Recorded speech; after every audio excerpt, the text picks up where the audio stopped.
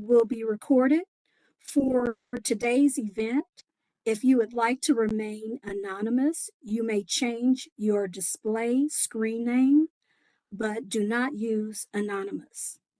If you change your screen name, please make sure that it is not derogatory or illicit in nature.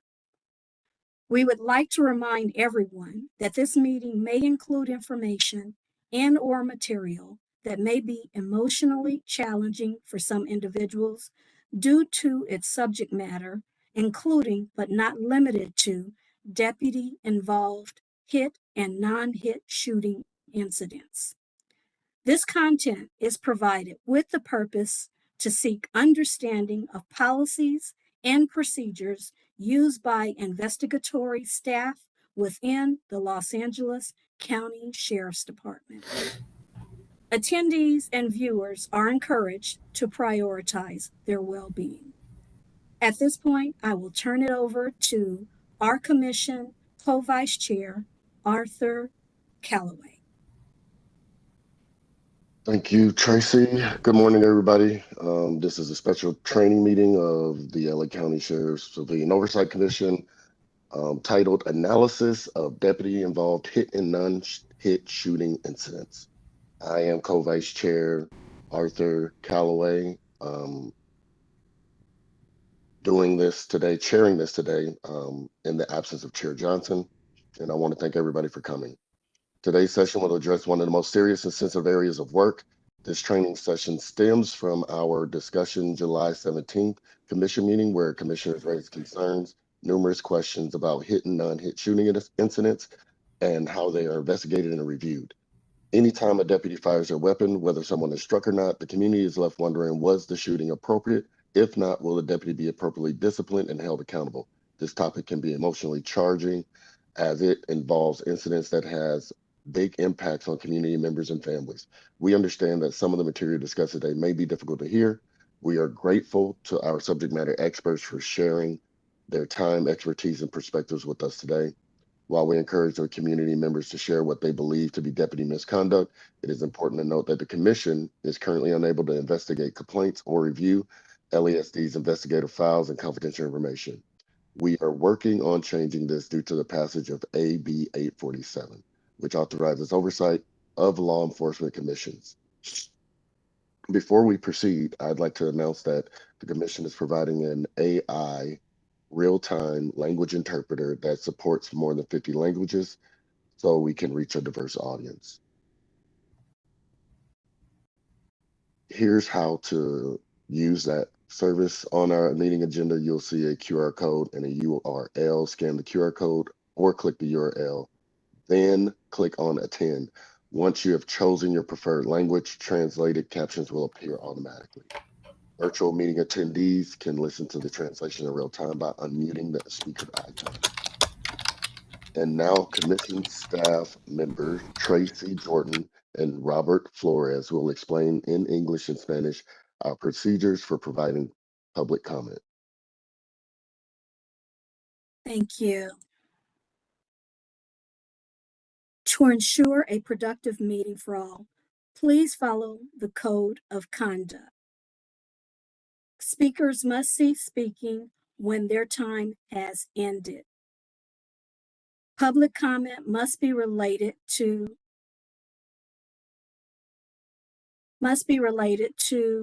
the right to engage in dialogue. Please remain respectful and refrain from profane, personal, threatening, derogatory, demeaning, and/or abusive statements. Be respectful of the views expressed by the speakers, staff, and commission members, and do not disrupt the orderly conduct of the meeting.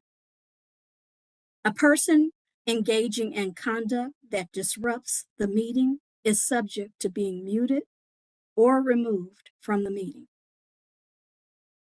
Now I'll go over the guidelines for making public comment. Those attending this meeting remotely, please use the raise your hand feature on WebEx. If you're on the phone, please press *3. Each person called up to make a public comment, will have 2 minutes to speak on the agenda. Now I will turn it over to my colleague who will announce the rules in Spanish.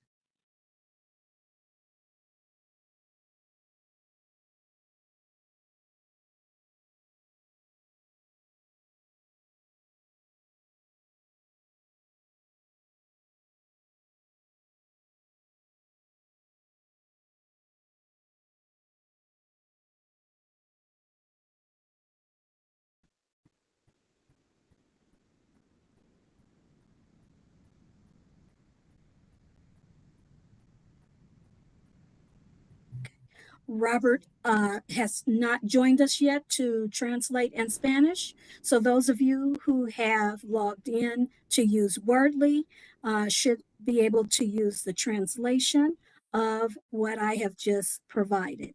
Otherwise, we can circle back and have him translate. I will turn it back over to you, Co-Vice Chair Calloway.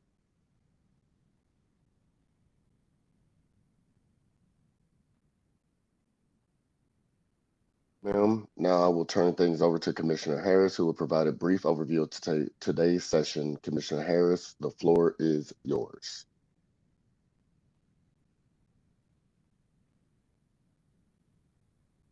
Thank you so much. It is our hope today that we'll engage discussion of policies and procedures of not just the Sheriff's Department, but also the OIG's involvement and the District Attorney's involvement in hit and non-hit shootings.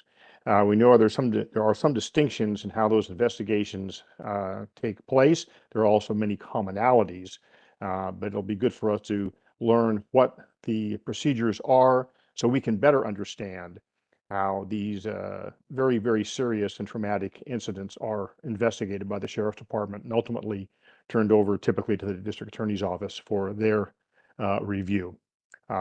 So with that, I'm ready to go ahead and start.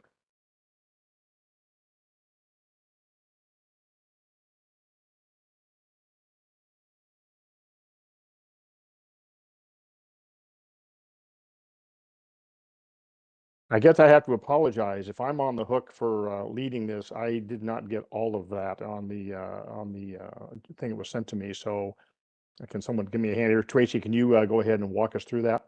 Sorry about that. I was getting That's one. okay. That's okay. Thank you, Commissioner Harris, for that All right. overview. Before we move into the first portion of today's training, Ms. Jordan, do we have any public comment? Just one moment. No public comments at this time. Thank you, Ms. Jordan. Our first subject matter expert are from LASD. They will begin by walking us through the department's current policies and procedures related to deputy-involved shootings, including both hit and non-hit incidents. With that, I would like to invite Captain Art Spencer from Homicide Bureau and Captain Keishanette Gibson. Did I say that right? Yes, Keishanette Gibson. Keishanette Gibson from Internal Affairs Bureau. All right. Good morning, everybody. My name is Art Spencer. I'm the captain of Sheriff's Homicide Bureau, and I appreciate all of you welcoming myself and Captain Gibson to present a quick overview of deputy-involved hit and non-hit shootings. Captain Gibson and I are going to give you an overview of Los Angeles County Sheriff's Department's deputy-involved hit and non-hit shooting protocols. Each of our presentations will summarize the process from the moment shots are fired through scene management, the investigation, administrative review, and the final disposition of our investigation. Our goal is consistency, accountability, and transparency in how these incidents are handled. Every deputy-involved shooting represents not only a tactical event, but also a major departmental and community responsibility. Next slide, please. So the purpose here is to define the investigative process that follows any deputy-involved hit shooting that Homicide Bureau handles. I'll identify the distinct responsibilities of Homicide Bureau. Equally important is understanding how our procedures protect the integrity of the investigation. Everything we do in these cases must stand up to public, prosecutorial, and judicial scrutiny. Next slide, please. What is a deputy-involved hit shooting? Deputy-involved hit shooting occurs when a department member intentionally shoots at a person and any person is hit. Any type of shooting by a department member which results in a person being hit will be investigated and documented in the same manner as a hit shooting. Once that occurs, it sets in motion an automatic multi-bureau and agency response involving command notifications, scene management, and investigative activation. Next slide, please.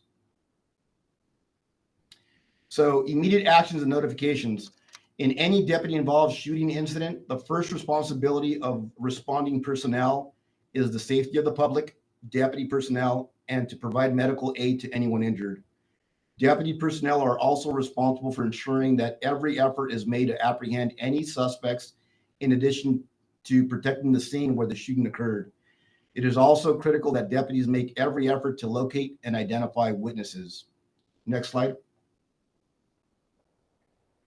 A supervisor also immediately responds at minimum rank of sergeant and ensures that the scene is secured, public safety measures are in place, a safety statement is obtained by the involved deputy or deputies, medical aid is being provided, and involved deputies, witnesses, and suspects are separated.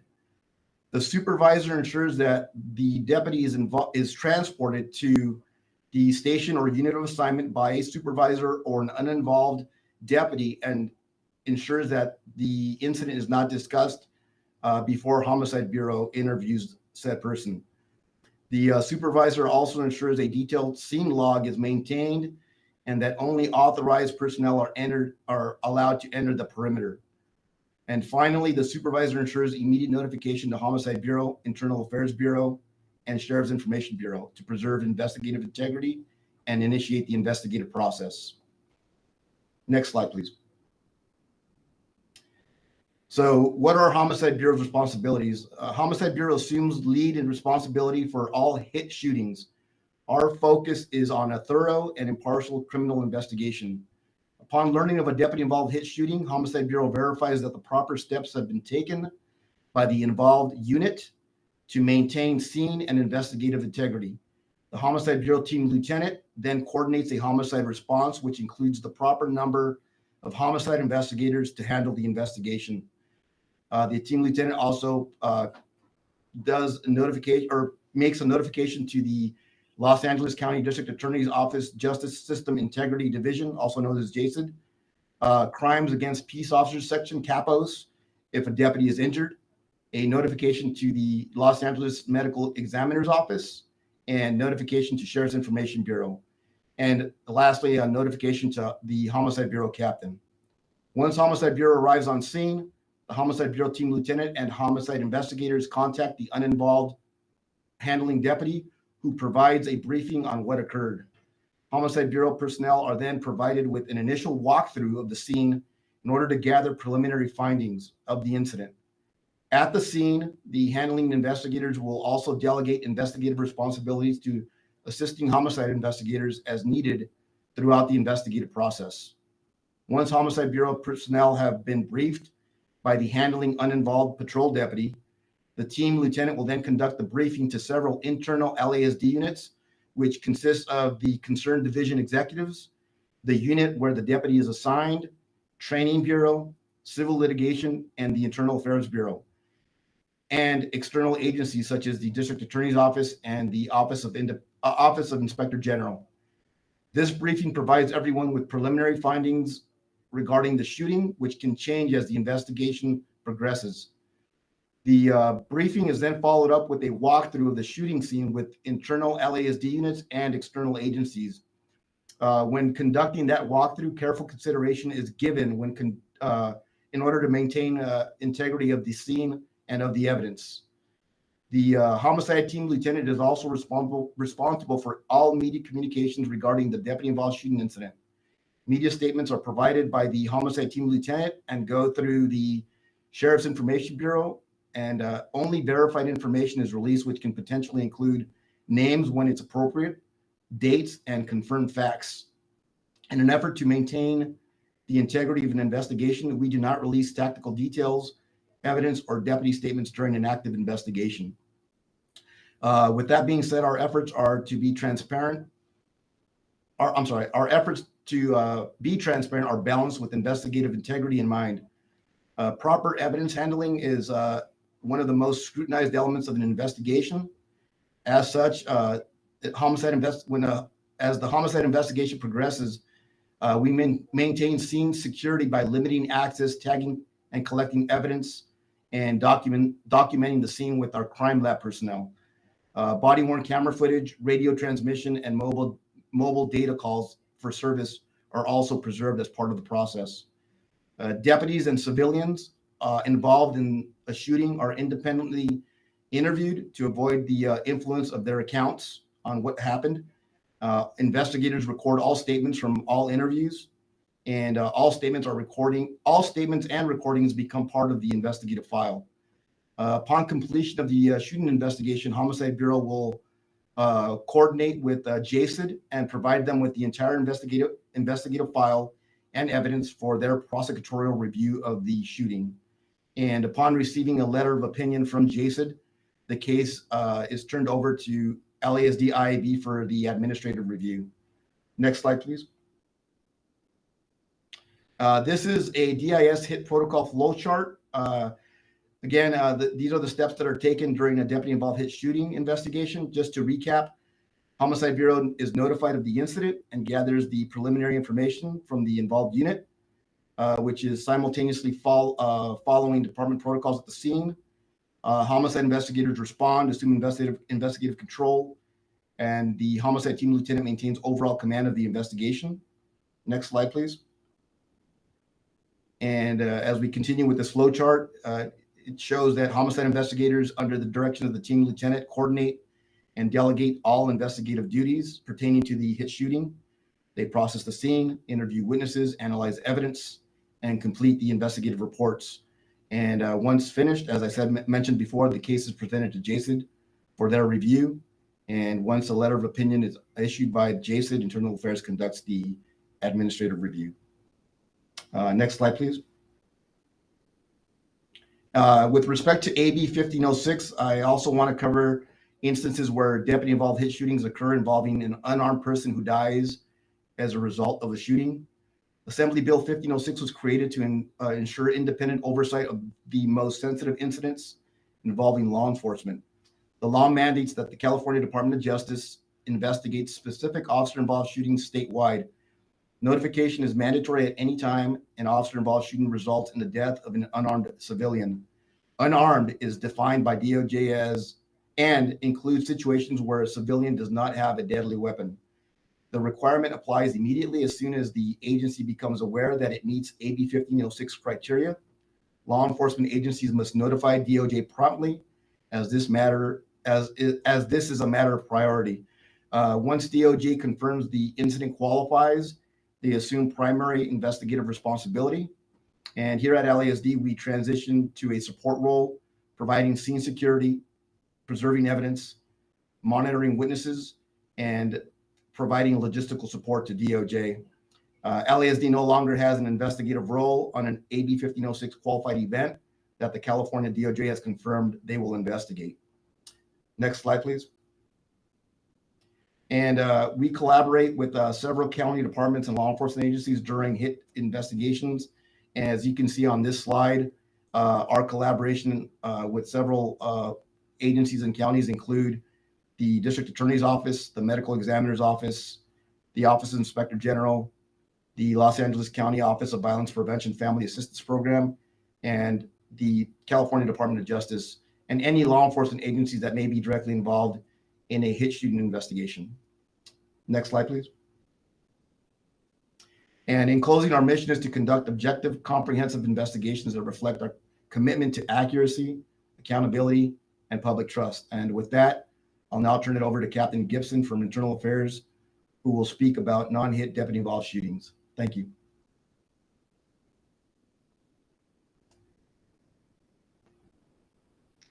Good morning. My name is Keisha Gibson, Captain of the Los Angeles County Sheriff's Department Internal Affairs Bureau. Today, I will be presenting deputy-involved non-hit shootings and non-hit unintentional discharge of a firearm. Next slide, please. The Internal Affairs Bureau, or IAB, is comprised of approximately 62 department members, 47 sworn, and 15 civilian professional staff members. There are 6 investigative teams. 5 teams rotate weekly on-call duties. The on-call team is available 24 hours a day, 7 days per week, to handle notifications, provide guidance and advice, and respond to deputy-involved shootings and specific significant use of force incidents as the Force Shooting Response Team. They also conduct administrative investigations of policy violations. Each team is assigned a lieutenant and 5 to 6 investigators. The 6th team is our Equity Investigative Unit, and they are responsible for investigating violations of the policy of equality by department members. Next slide, please. Anytime there's a deputy-involved non-hit shooting, there will be a criminal investigation and an administrative review. Unlike hit shootings, which are criminally investigated by the Homicide Bureau, these matters are investigated by the concerned unit's station detectives or Operation Safe Street Bureau detectives.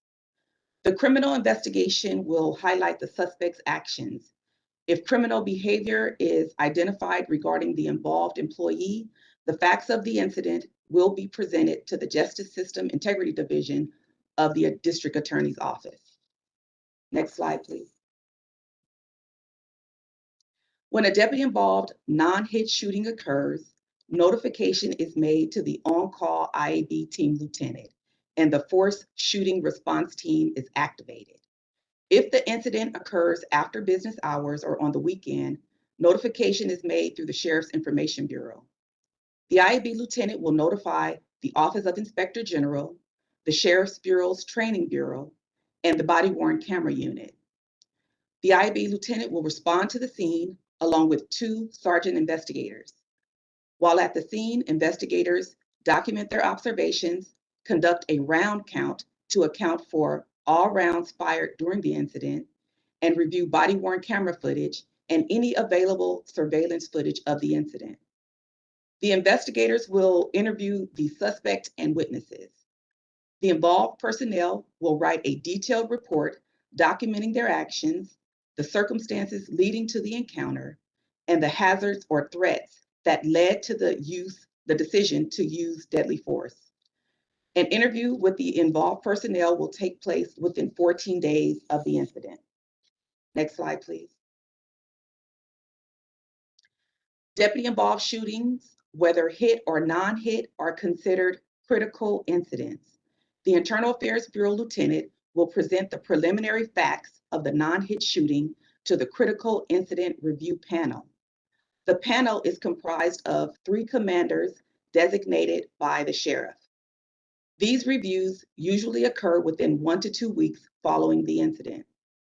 The purpose of the Critical Incident Review is to identify risk management concerns related to policy, training, tactics, current department practice, and/or the actions of the employees involved in the critical incident. Once a thorough review of the entire incident is conducted and the investigation is completed, the handling Internal Affairs Bureau investigator will present the case to the Executive Force Review Committee. The committee is comprised of 3 area commanders, one of whom will be designated as the chairperson by the Professional Standards Division chief. In addition to the concerned employees unit commander, representatives from the Office of Inspector General, the Training Bureau, Advocacy Unit, Risk Management Bureau, and the Director of the Psychological Services Bureau will be in attendance at the meeting. The committee will provide recommendations and impose discipline for policy violations. These presentations usually occur within 6 months of the incident, and in accordance with the Peace Officers' Bill of Rights, the department has 1 year from the date of the incident to impose any discipline. Next slide, please. Anytime a department member is involved in an incident, that has the potential to overwhelm their normal coping skills, such as a deputy-involved shooting, their unit commander will require them to attend a debriefing with a department psychologist within 5 days of the incident. Next slide, please. I will now discuss the process for handling non-hit unintentional discharges. A non-hit unintentional discharge is an incident on or off duty in which a firearm has been discharged by a department member without the deliberate intention of the user of the firearm. Barring any aggravating factors, a non-hit unintentional discharge incident will be handled as a unit-level administrative investigation with a 1-year statute of limitations. Next slide, please. When a non-hit unintentional discharge occurs, the concerned watch commander will respond to the scene to assess the incident. Notification will always be made to the Internal Affairs Bureau, and the IAB mandatory notification form will be completed. If the incident occurs on duty and property damage is sustained, or a civilian is accidentally hit, the Civil Litigation Unit will also be notified. If the incident occurs outside the Sheriff's Department's jurisdiction, the local law enforcement agency will be contacted. Unintentional discharge incidents can occur in many ways. They can occur on or off duty, for instance, while cleaning a firearm or removing it from a locker. They can also occur in tactical situations, while clearing a house, searching a vehicle, or detaining a suspect. In all instances, a determination will be made of whether alcohol or drugs were a factor, the weapon used was approved by the department, and the involved employee was current with their weapons qualification. As stated before, all unintentional discharge incidents shall result in an administrative investigation. Next slide. This is a copy of the IAB mandatory notification form. Whenever any of the listed incidents occur, such as a deputy-involved shooting or unintentional discharge, verbal notification will be made to the on-call IAB lieutenant, and this completed form will be sent to the IAB email group. Next slide. The bottom half of the form lists incidents that trigger the activation of the force shooting response team. Next slide. At the conclusion of the administrative investigation, a disposition of either founded or unfounded will be determined. If the incident is determined to be accidental, the disposition will be unfounded. If the incident is determined to be a negligent discharge, the disposition will be founded. Next slide, please. The Sheriff's Department and the Internal Affairs Bureau have taken proactive steps to facilitate department-wide training, both in person and virtually, on how to conduct administrative investigations. In addition to the Critical Incident Review and the Executive Force Review Committee assessments of deputy-involved non-hit shootings, during the Executive Force Review Committee meeting, the concerned employee's unit commander now provides a detailed assessment of the incident, identifying any deficiencies, training, or recurrent briefings that have been conducted at the unit prior to the committee's findings. Next slide.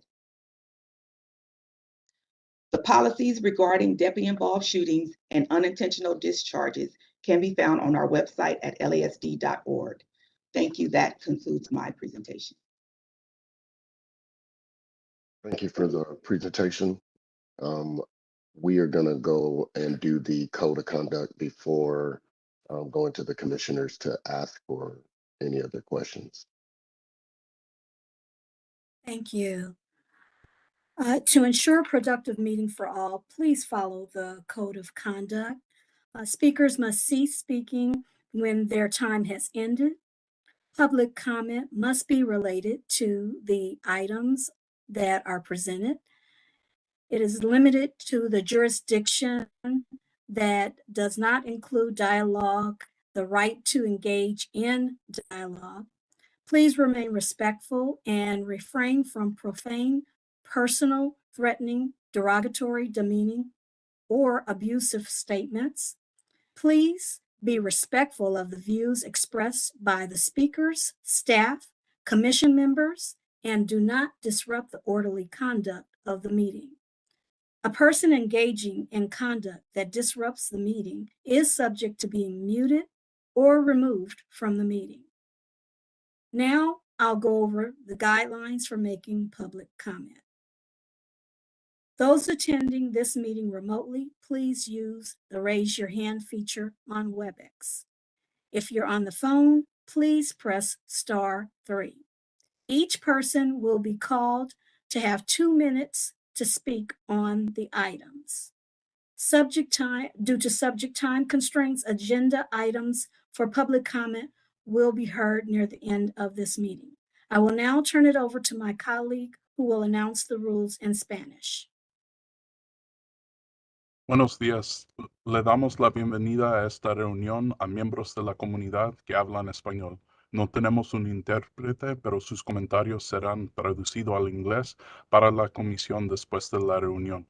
Si quieres un intérprete en el futuro, puedes enviar una solicitud 48 horas antes de nuestras reuniones. Si desea hablar en persona completa, si desea hablar por WebEx, levanta la mano. Si desea hablar por teléfono, presione *3. Simplemente diga la palabra español antes de comenzar y le diremos cómo proceder. Le daremos 2 minutos para sus comentarios públicos. Gracias.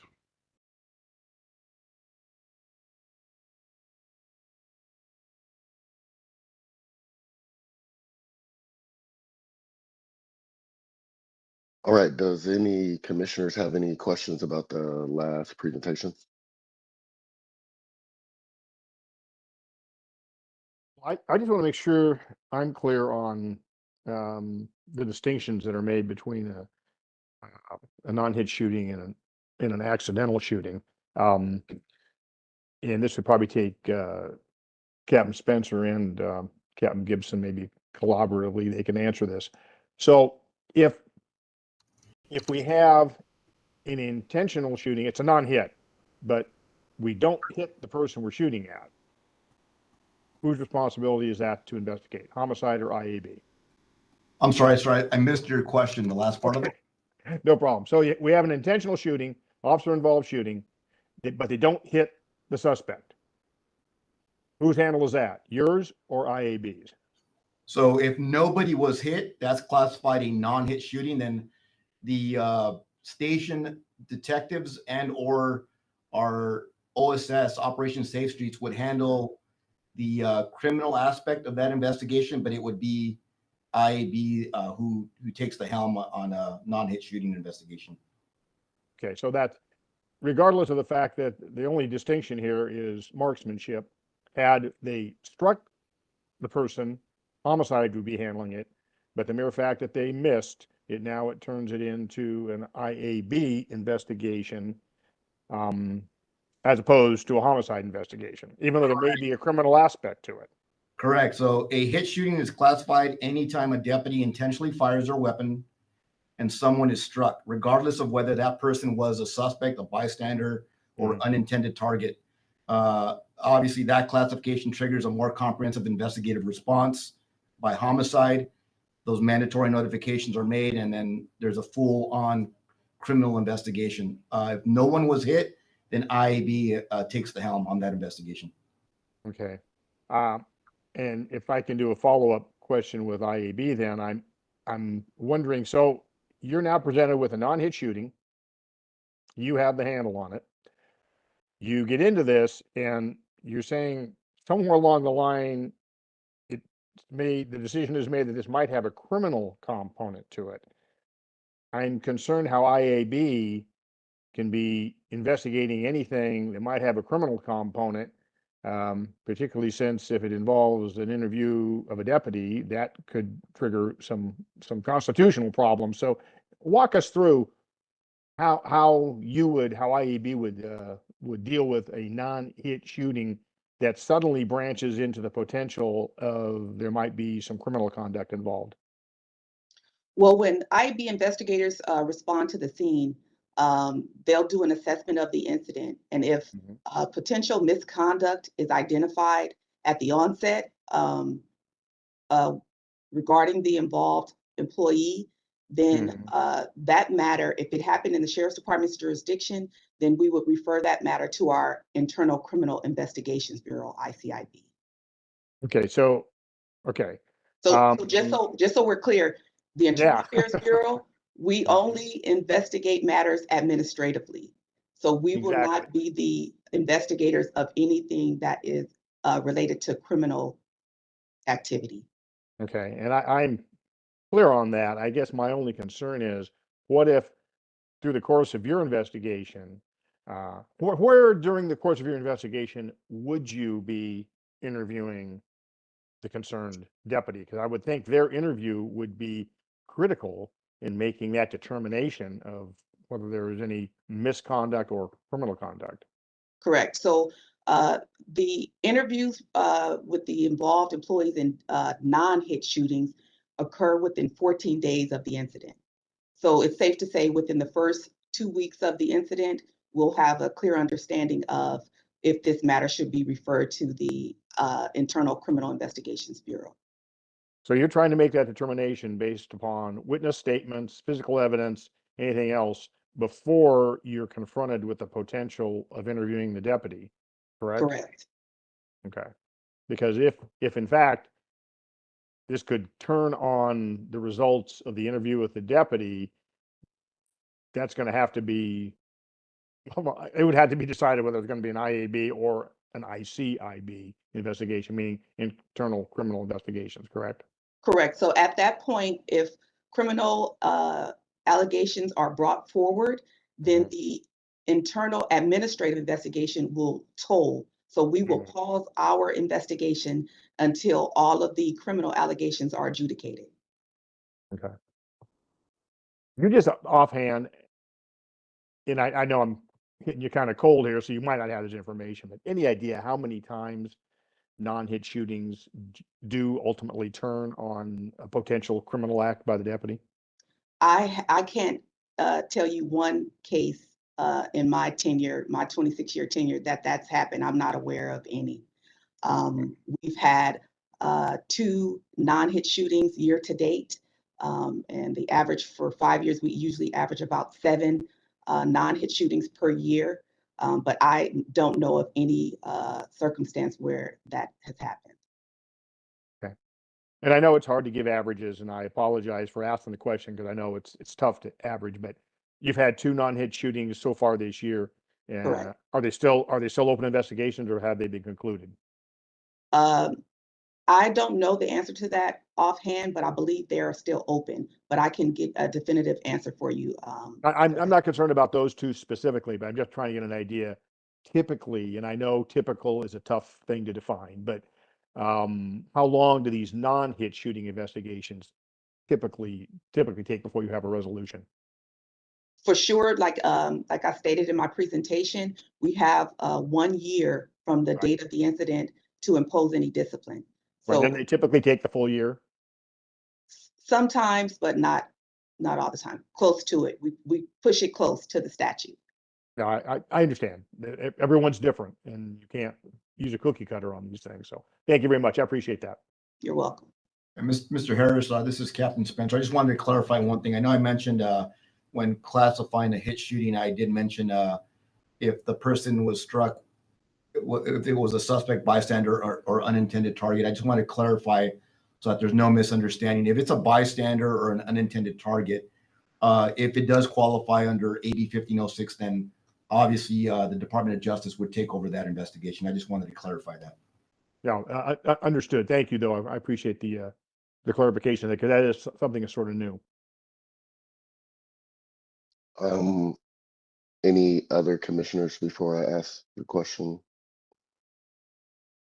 All right, I just want clarification because it's always confusing to me when it's stated that there is So he asked, how long does an investigation take? And then you said that we cannot impose discipline after a year. Are we saying when we say that, that the investigation is on average completed by 365 days, or we're saying that the investigation keeps going until it's over? It's just that if it take 2 years to find out, that the person would not be able to be disciplined because it broke the 365-day mark, or are all of these things being closed out by 365? So with a non-hit shooting, we'd like to schedule have the investigation completed and schedule the Executive Force Review Committee meeting within 6 months. So that's our target, is 6 months. But I just wanted to note that the final disposition will always happen within the year because we have the 1-year statute date from the time of the incident. But that's what I'm confused about. What happens if an investigation needed a year and 1 day? Is it just not a thing?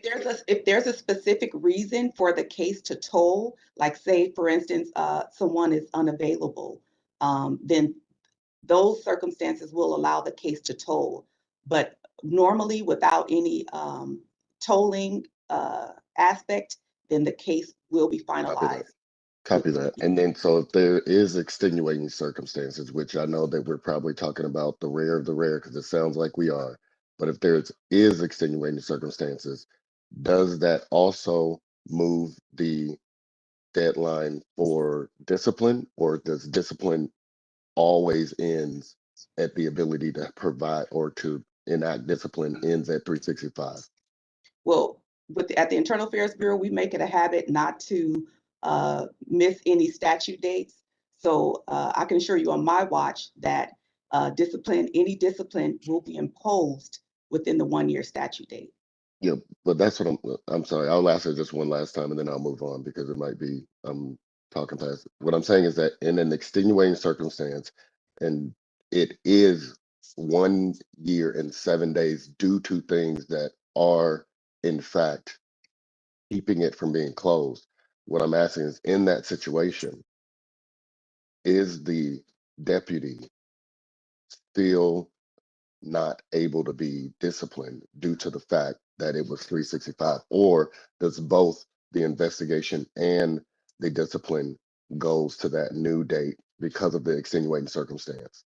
So as long as the department has a legitimate reason to toll the case, then the case now has a new statute of limitations. Right. So we will still be able to impose discipline if it moves beyond that 365-day mark. Appreciate that. Thank you. Any other commissioners? Looks All like right. Charmaine has a question though. Okay. Go ahead, Charmaine. Yes, and thank you, Vice Chair Calloway, and also thank you, Captain Gibson, for your presentation. My question is regarding the time frame for 365 days. If there is an investigation, when is the notification normally done? Is it at least, let's say, is the notification to the deputy if there is a substantiated case? Is that given at least a certain amount of time before the 1-year mark, maybe like 30 days, 60 days, so that they are served in time or they're presented with the discipline in time? Or is it at the 365-day mark? Because I am aware that, notification has to be provided within a certain time frame, because if you go past that 365 days, that the discipline in some cases cannot be given is past that time frame. So can you repeat your question? I'm trying to find out, when is a notification to the deputies or deputy given? Is it like closer to the 365, or is it given at least 30 days or 60 days in advance, so that they are served or provided with their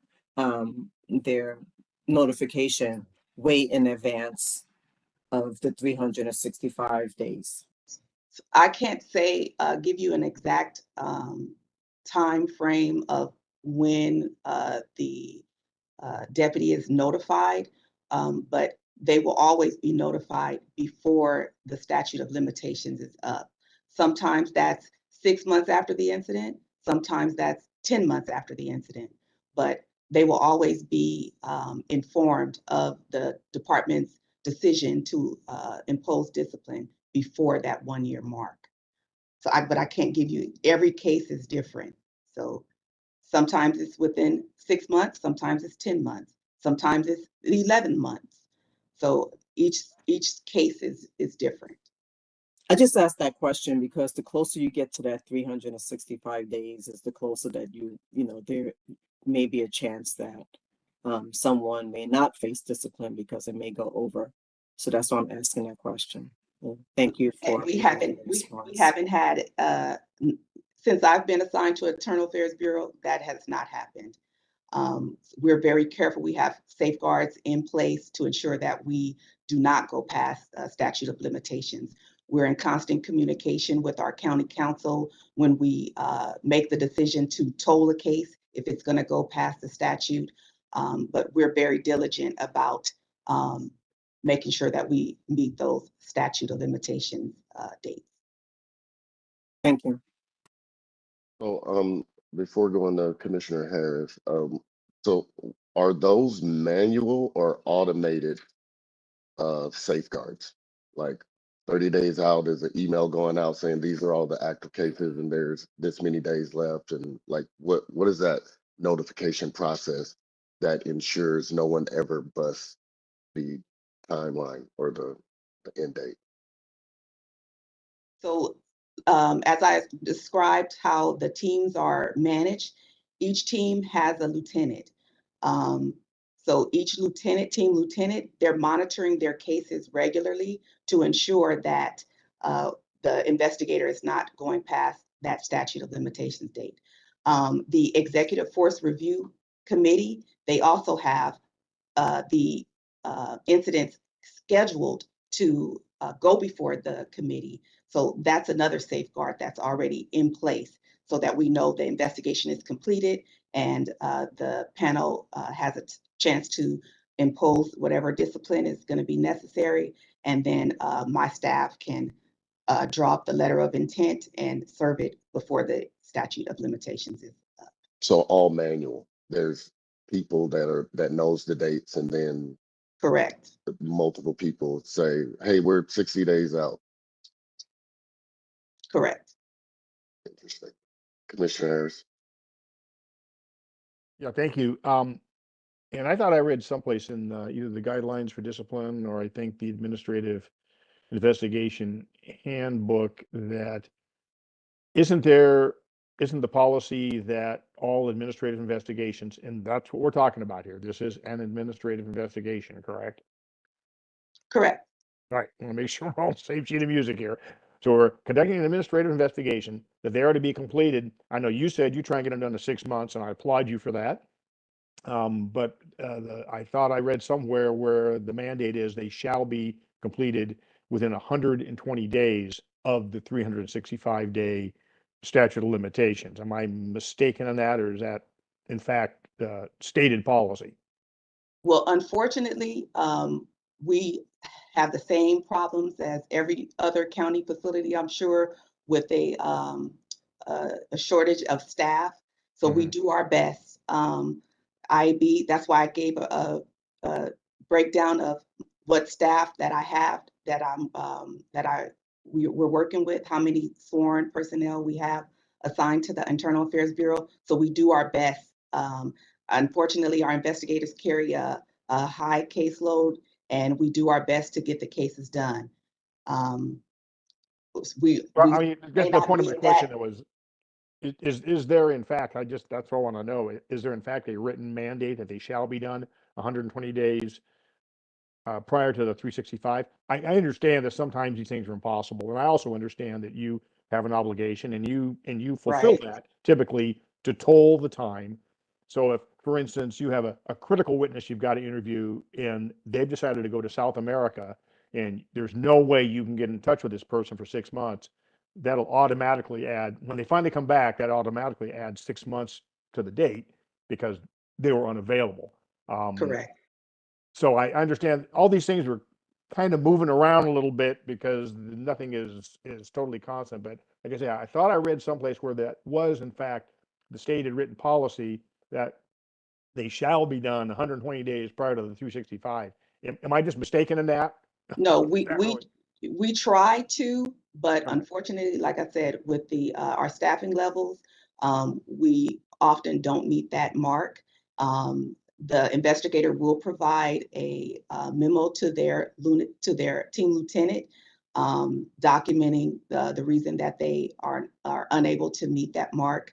But we try to get the cases done as quickly as we can.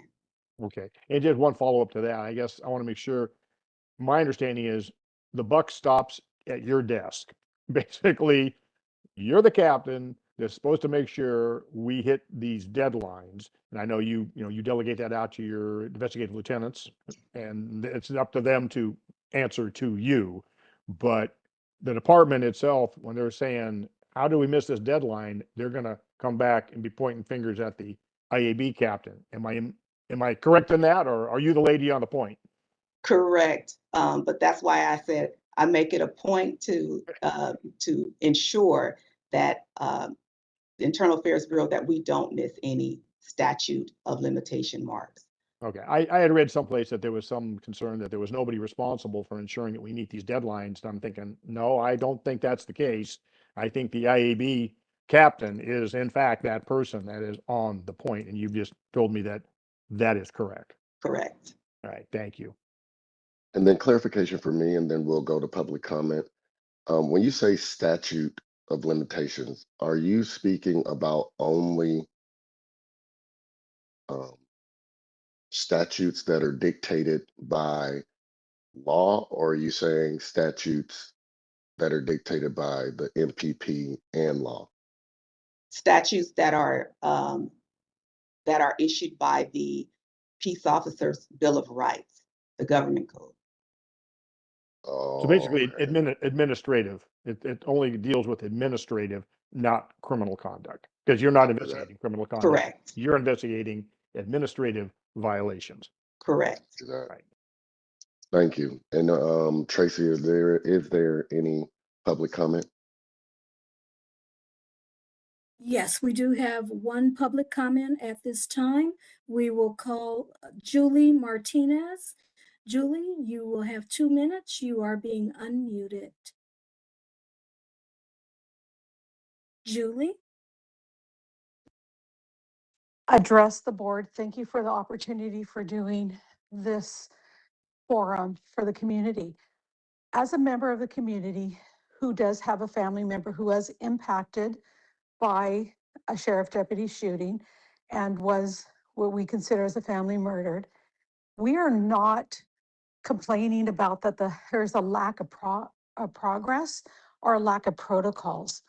What we are contesting is the old adage of who polices the police, is that these investigations are done internally. They are not fair. They are not utilizing all the information available. In my particular case, I have very limited time, but I can very clearly say, unbeknownst to the deputy shooter who shot my grandson, there were 2 young people videotaping the whole thing and caught the deputy sheriff on tape, giggling and explaining what happened. That information should have been utilized. In addition, a whistleblower identified this shooter as a member of a deputy gang. That, I don't see that in the criteria utilized by this investigative body to determine whether or not it's a lawful shooting. The fact that this deputy gang member operated as a gang within the department who had access to guns, files, and as any good gang member will know, and you as a sheriff will know that, they are very adept at lying, subterfuge, and keeping information and lack of accountability. So I'm a little baffled that we have to rehear this information. It is a bit triggering, and I do get that there is a process and protocol. I'm just saying that it's inherently biased and corrupt. The fact that so many deputies are not held accountable, and they are backed by internal affairs and backed by the department. Thank you. Thank you, Julie. There are no further public comments at this time. Our next speaker is Inspector General Mr. Max Huntsman from the Office of Inspector General, who will speak about the role of oversight in deputy-involved shooting cases. Mr. Huntsman, please go ahead. Good morning. I think it's, as we just heard from that speaker, I think it's a common feeling in the public that internal investigation of the possibility of law enforcement misconduct, whether it be criminal or policy or best practices, is not the best way to have an effective system whereby we can ensure accountability and transparency. I'll give you an example of what that might be. I can't in this limited time go into all the details, but anybody who wants to go up on our website can find a report from something like 5 years ago where we detailed the problems with the sheriff's internal investigative system and made a lot of recommendations which have never been implemented. Here's the example. If you ask most homicide detectives, if they arrive at a crime scene, there's a dead body with a bullet in the person. There's a video camera that seems to have captured the whole incident. They look at the video and it does. And there's some witnesses. If you ask that homicide detective, before you talk to those witnesses, are you going to show them the video first? The majority of those homicide detectives will say, no, I'm not going to do that. I want to hear what they have to say, and I want to use the video to compare it against what they say to see who is telling me the truth and who is an effective witness. So a witness can be trying to tell the truth, but still not be an effective witness. And one great way to tell if that's the case in a particular instance is to have something to compare, either other testimony, as we just heard that example, or some video testimony. Most homicide detectives will say that, unless you tell them that the person who's been shot is a civilian and the person who may have shot them is a peace officer. And then the percentage goes way down. And many homicide detectives, once upon a time, almost all, would say, oh, no, you must absolutely show them the video first and then ask them what happened. And in fact, the policy of the Sheriff's Department allows for that written policy on this subject after extensive negotiations with unions. That's the product of having internal investigation. You'll hear from the district attorney's office in a moment about their involvement in this process. They certainly review the investigation after the fact, and they have a minor role during the investigation. But it doesn't change the fact that the Sheriff's Department is completely in control of the hit shooting investigations. Prior to 2020, that was pretty much the 100% way in which shooting investigations were conducted in the state of California. There had been a law introduced, the one that has now passed, involving having the Attorney General's office conduct the investigations where an unarmed person is shot, being the most troubling, of course. There was also talk about having, say, in the County of Los Angeles, a unified group that would conduct investigations, conducted of a group that would do force investigations, essentially drawing investigators from different law enforcement agencies in the county, and then conducting an investigation so that no agency was responsible for minding its own shop. An answer to the question of who watches the watchman. Not a perfect answer, but a better answer. It got a little bit of traction, but it has died. Something happened in 2020. In 2020, George Floyd was murdered, and then subsequently, later in 2020, in the spring thereof, Andres Guardado was shot. And that was significant because in that case, he was shot face down, lying on the ground multiple times in the back. He had a gun, but he had thrown it away. And the deputy who shot him claimed that he was reaching for the gun, and so shot him a bunch of times in the back. I don't want to go into the details of that case, except to say that it wasn't really effectively and transparently investigated. And later, that deputy ended up being sentenced to 2 years in prison for an unrelated cover-up in a civil rights matter that wasn't connected with the shooting. So you can see why people would be concerned about the way in which that process was handled. There's a little more to that concern, of course. During that time, a lot of laws came into being, and I'll talk about that in a moment. But as to Andres Guardado, the county conducted a coroner's inquest in which the sheriff's department did not collaborate or cooperate, and specifically added 2 homicide detectives took the Fifth Amendment. Sheriff's department allowed them to continue to conduct the investigation, even though they'd said that they might possibly be criminally prosecuted had they answered the questions. Don't want to go into all the details of that either because of time limits, but I will say it appears that around that time, the Attorney General's office began a DOJ civil rights investigation of the Sheriff's Department, which took years. We assisted in that. It then resulted in about 1.5 years of discussions with the county. And then recently, the Attorney General's office has filed a civil rights lawsuit against the county, focusing in particular upon jail conditions, not upon shootings, but rather on the jail conditions was part of that investigation. That was part of a larger movement, I think, in our society of people sort of waking up, I think first mainly because of George Floyd, and trying to look at things differently. Since then, a variety of laws have passed which require cooperation of the Sheriff's Department with external investigation of potential misconduct, specifically as to gangs, but also as to other matters. Shooting investigation facts are now much more, by law, much more public than they used to be. Sheriff's Department doesn't comply completely with those laws. They're required to give a written explanation when they keep matters secret over a range of time, and they don't generally do that. They do now put up on their website a little more information about each shooting than they used to, but they still operate under a cloak of secrecy. They're also required to cooperate with external investigations, including with my office. And yet yesterday, 2 commanders of the Sheriff's Department refused to provide us information in an inquiry regarding potential retaliation against whistleblowers and the way in which some investigations were being conducted. We wanted to collect information and monitor it. And I mention that because you've heard that there is collaboration with us, that we're part of this process. That's not really true. We didn't find the collaboration to be properly called collaboration or to be consistent. And so in June, we stopped rolling out 2 shootings because it gave the impression to the public, and I think to some members of the COC, that we are conducting some kind of monitoring that's effective. We're not, because the Sheriff's Department doesn't open up their files for us, doesn't let us monitor in real time what they're doing, doesn't collaborate with us. And so we cannot vouch for the process. As I discussed, there's also some particular aspects of it that I find deeply troubling, and I think anybody else should. However, the laws now provide for external investigation, and there may come a day in the future when there will be meaningful investigation in which the Sheriff's Department is not investigating its own and conducting its own process for criminal purposes. Obviously, for discipline, that tends to be conducted a little differently. I think internal discipline conducted by the agency with real monitoring and with real cooperation with external investigators is a good idea because, of course, you want an agency to be able to control the behavior of its deputies. And that's really, I think, the goal.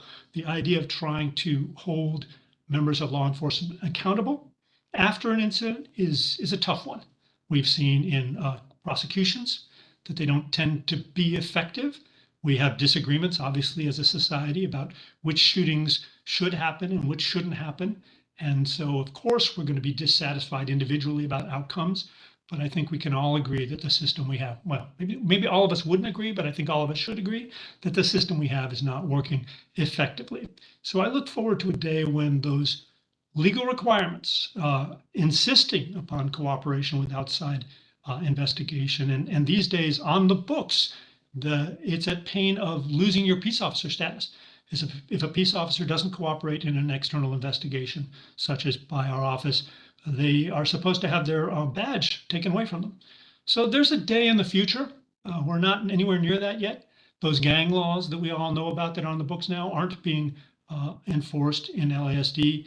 Our ability to investigate in the Office of Inspector General has been blocked in court, and our requests to the Sheriff's Department are always funneled and limited, and we get as many no's as yeses about critical matters, which is not in any way accountability and transparency. So I look forward to a day when we can have a more trustworthy process. But as to what's happening now, with our budget cuts back in June and with the lack of cooperation that we have received, a spotty cooperation, we've discontinued rollouts to shooting scenes because I didn't want to give the impression to the public or to the commission that there is some kind of meaningful external investigation. So that's a history of internal and external a bit. If anybody has any questions about details of the current system, I'd be happy to answer questions.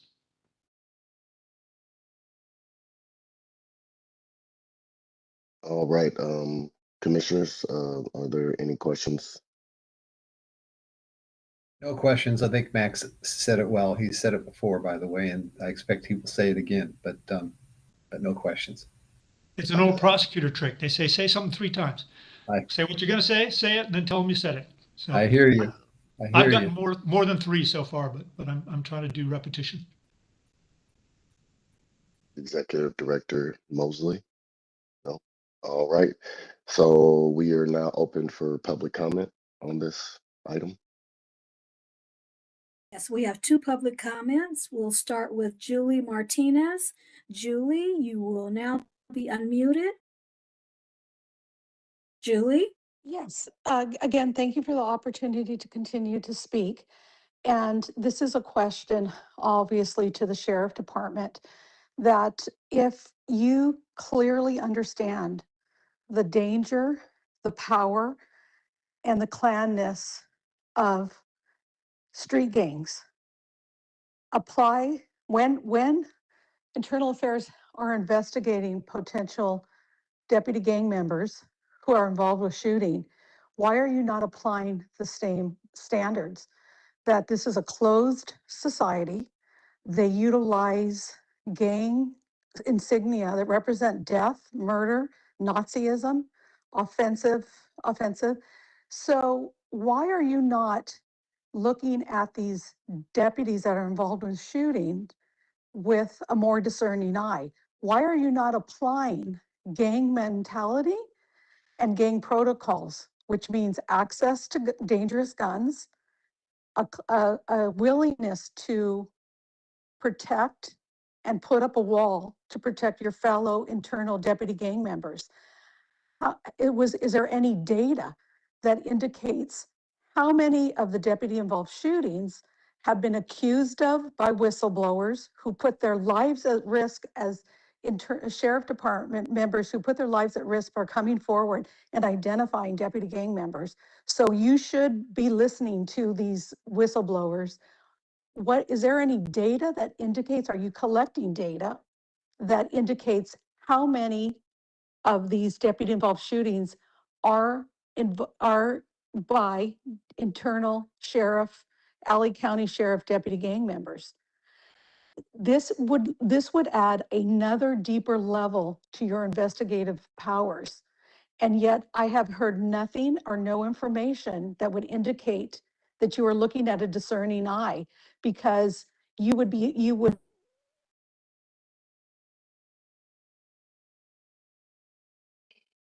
You're muted.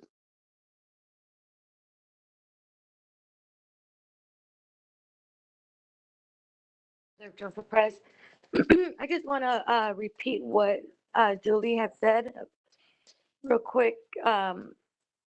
These deputies can't continue to investigate themselves. We need something.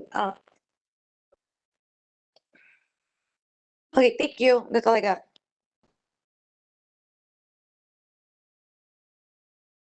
We have no further public comments. Copy that.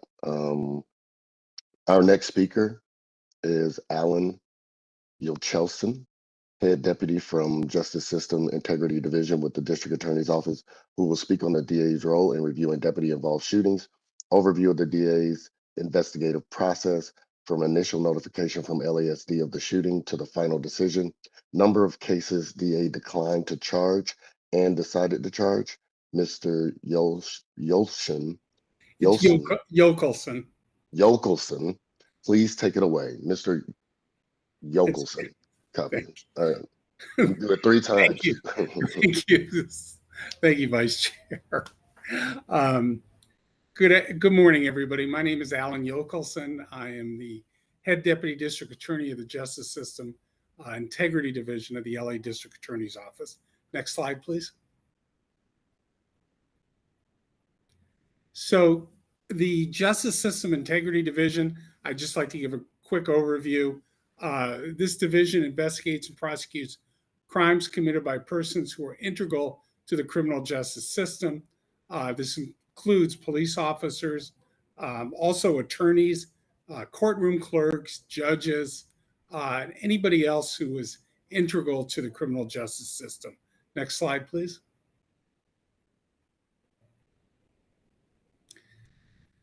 The cases that Jason looks at come from a number of different sources.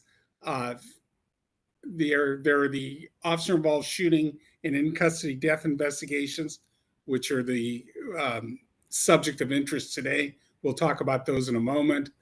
But we also look at cases involving use of force investigations that are either presented by law enforcement, complaints from the public. We get complaints from the public, and we also get cases from the California State Bar. Those are cases, obviously, or generally involving attorneys. Next slide, please.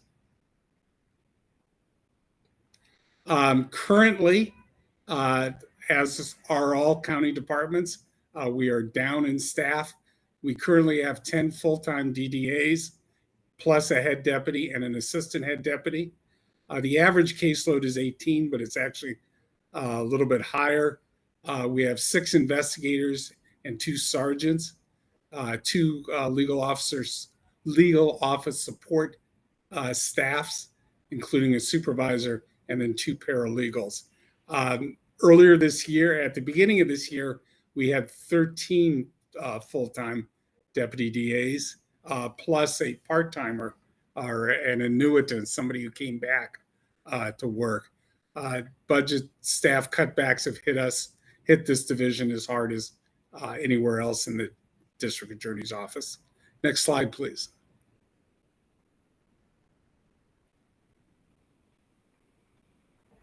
There we go. So officer-involved shootings. Next slide.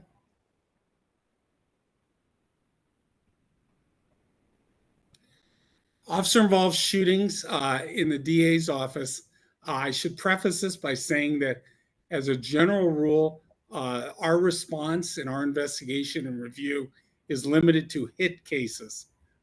We do not generally respond when there is a non-hit unless there's a specific request, and that rarely happens. But the district attorney response team is a program that really started back in the 1970s. It involves the concept of the DA's office becoming involved in the officer-involved shooting investigation process at the beginning of the case. Under the current model,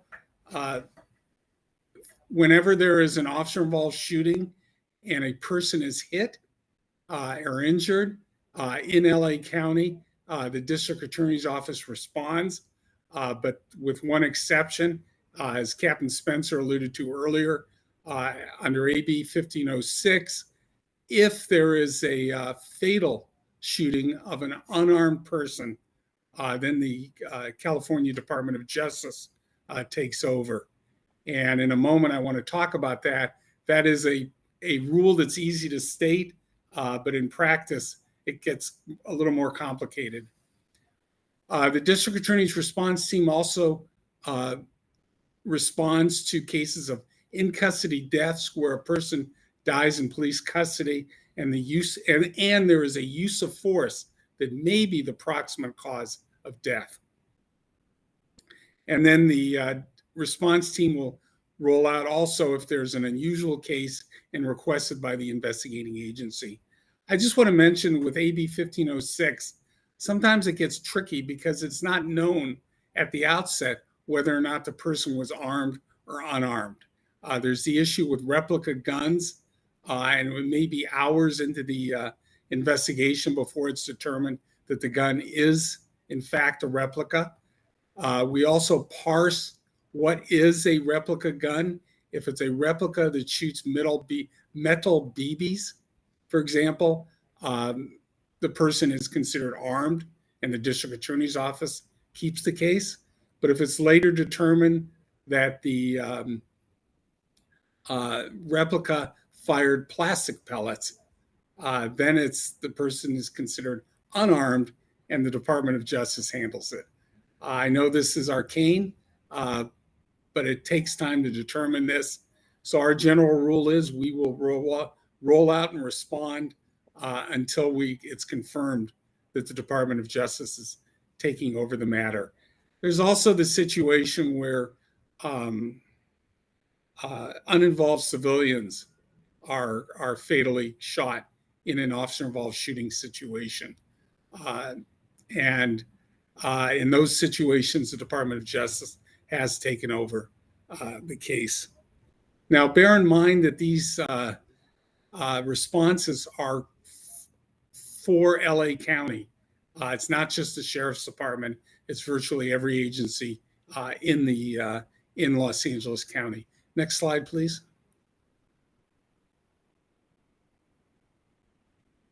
So the current model for the response team is governed by a written protocol agreement. It defines the type of incidents to which DART, District Attorney's Response Team, will respond to, and the role that we play at the scene. Each team consists of one DDA and one DAI, that is District Attorney Investigator. They're on call 24/7, 365 days of the year. Here in the Justice System Integrity Division, here in JSID, the deputies take turns a week at a time. And the investigator. They're on call for a week at a time. There are two teams on call, an A team and a B team.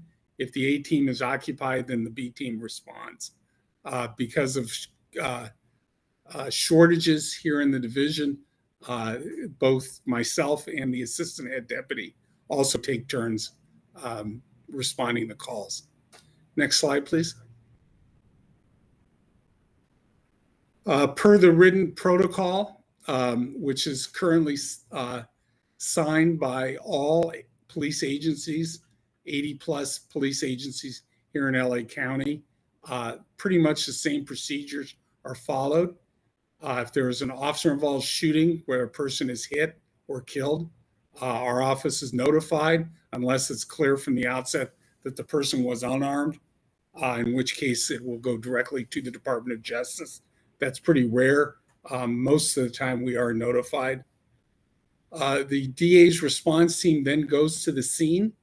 They are given a initial briefing by the investigating agency. The Sheriff's Department investigates officer-involved shootings involving sheriff's personnel, but also personnel from other agencies that contract with the Sheriff's Department for these investigations. LAPD conducts their own investigations. Some of the other cities conduct their own, such as Long Beach, Santa Monica. Those are two examples. But by and large, sheriffs handle many of the other agencies here in LA County. The DART team is given a walkthrough of the scene, generally, where it's practicable. Occasionally, that's not practical. If it's an enclosed scene that's being processed with lots of evidence around, sometimes the deputy DA and the investigator will be given a view of the scene, maybe through a window or so forth. But generally, we are given the walkthrough of the scene. The DART team is responsible for interviewing civilian witnesses or third parties. So we conduct those interviews and sit in on those other interviews that are conducted by the Sheriff's Department. We do not sit in unless specifically requested interviews of peace officers or particularly the shooting officer. The protocol requires that we be specifically invited for that. And frankly, that rarely does occur. A newer component from back in the day when Max, I think, was part of this group and did these investigations is the opportunity to view video. Both the Sheriff's Department, LAPD, now have the capability of showing us body-worn video and occasionally security camera videos. Many times that's not processed till later, but we have the opportunity that evening or that day to look at the video as part of the rollout. Following the rollout, I will be briefed. I in turn brief our chain of command in the DA's office. In the next few days, the DAI will attend the autopsy, which is often an invaluable source of information. Not in every case, but it is not uncommon for our office to do some independent investigation canvassing of witnesses going out to the scene a second time, occasionally even collecting evidence, although that's authorized by the protocol, it's fairly rare. Please go to the next slide. After the DART team has done its response, conducted its own investigation, we wait for the police department investigation to be presented to us. We call that the shoot book. That's simply a colloquial term that refers to all the investigative reports. The photo, the video, officer interviews with one exception. We do not receive interviews of interviews of officers who are compelled to give statements. That's not usually an issue with the Sheriff's Department. We usually do get a statement from the shooting deputy, witness interviews, all the forensic tests, any reconstructions, etc. At that point, the deputy DA, ideally the deputy DA who did the rollout, begins their review. And what they are looking for is a very limited issue. We are reviewing this to determine whether or not the officer involved shooting or the officer or the deputy acted lawfully. We are not concerned with policy. We're not concerned with administrative consequences. Simply looking at whether or not the shooting appears lawful, or if it can be proved beyond a reasonable doubt that it was unlawful. And I don't want to get too much into the weeds on what is the law, but the law did change a couple of years ago. I'm going to read, I want to read directly from the penal code, just so our audience will know what we're looking at. Penal Code Section 835A, actually 835A, subsection B, states that a police officer may use objectively reasonable force to effect an arrest, prevent escape, or overcome resistance. However, the use of deadly force is limited. A peace officer is justified using deadly force upon another person only when the officer reasonably believes, based on the totality of circumstances, that such force is necessary for either of the following reasons: to defend against imminent threat of death or serious bodily injury, to apprehend a fleeing person for any felony that has resulted in death or can be reasonably anticipated to result in death, and all other reasonable efforts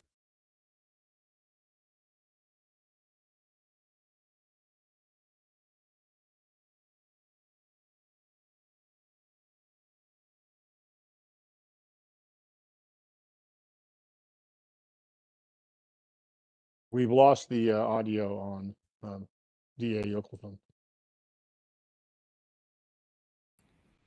Sorry about that. Oh, Like okay. You're gonna have to back up about 2 minutes there. Oh boy, oh brother. It's right after you were just finishing reading the penal code. All section. right. And what I was saying is that is the law.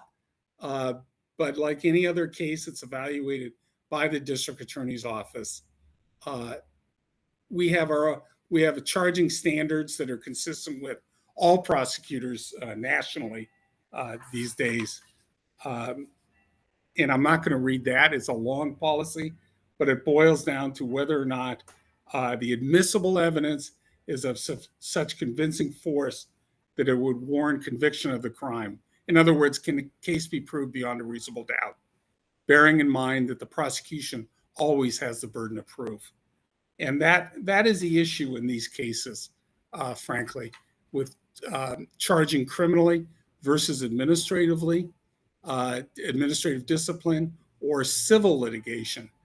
The standard of proof to prove a crime is very high in a criminal case. Must be proved beyond a reasonable doubt unanimously to the jury. Bearing in mind that in limited circumstances, deputies do have the right to use deadly force. So the deputy DA who's assigned to the case reviews all of the evidence, all of the reports, and so forth, and writes a recommendation to our chain of command. It can be as short as a few pages, or it can be as many as 50 or 60 pages. I mean, but it is a long, exhaustive summary and analysis of the facts and how the law applies to these facts. That initial recommendation then goes through an extensive editing process, goes back and forth between myself and the assistant head deputy, often 3 or 4 times, and then it is sent up our chain of command. Along the way, we may determine that more investigation is required, and we'll ask for it, or we'll have our DAIs conduct supplemental investigation. Next slide, please.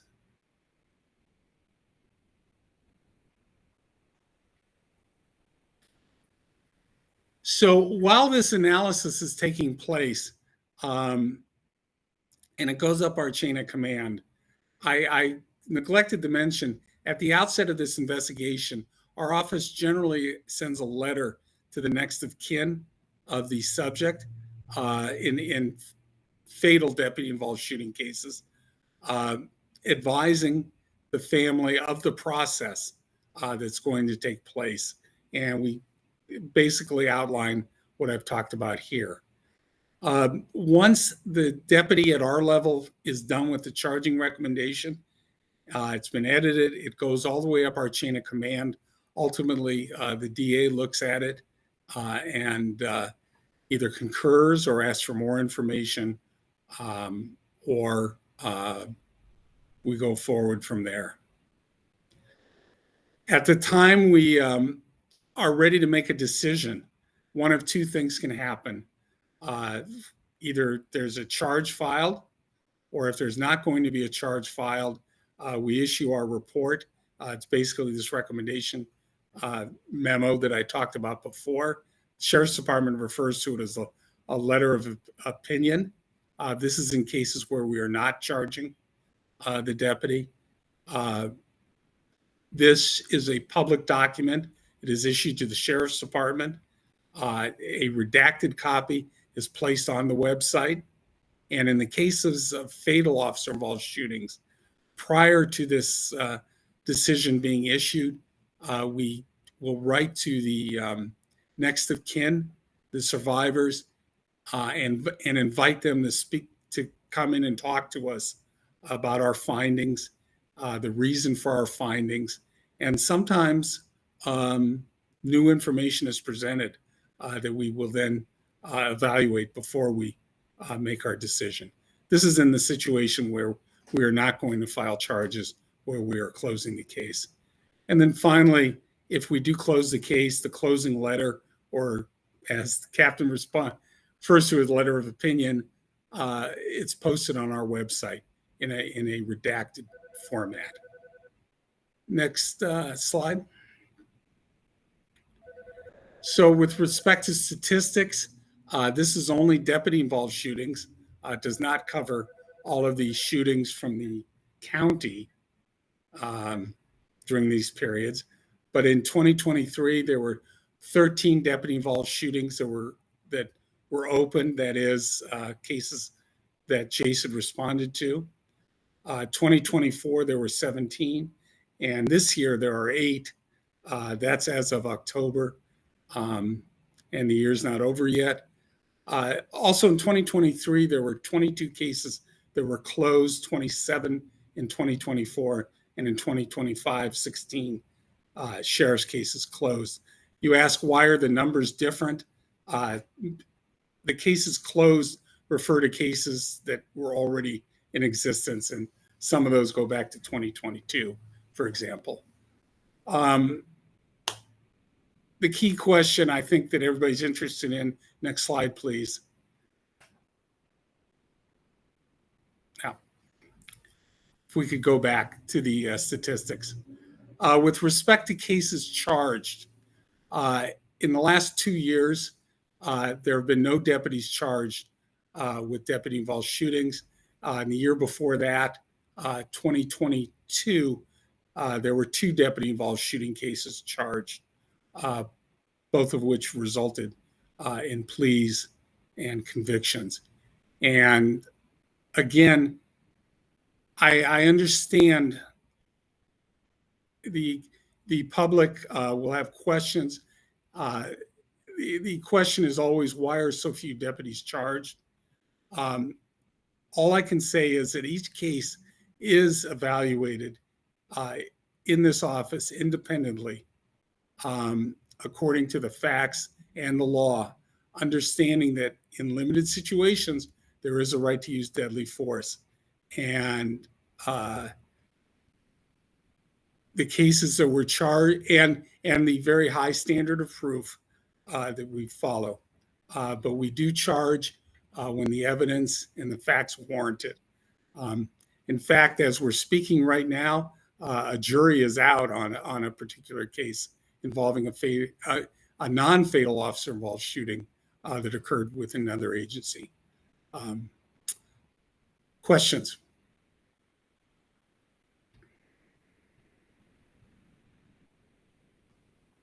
Any questions from the commissioners? I would just will ask, if go I ahead. can, Yep.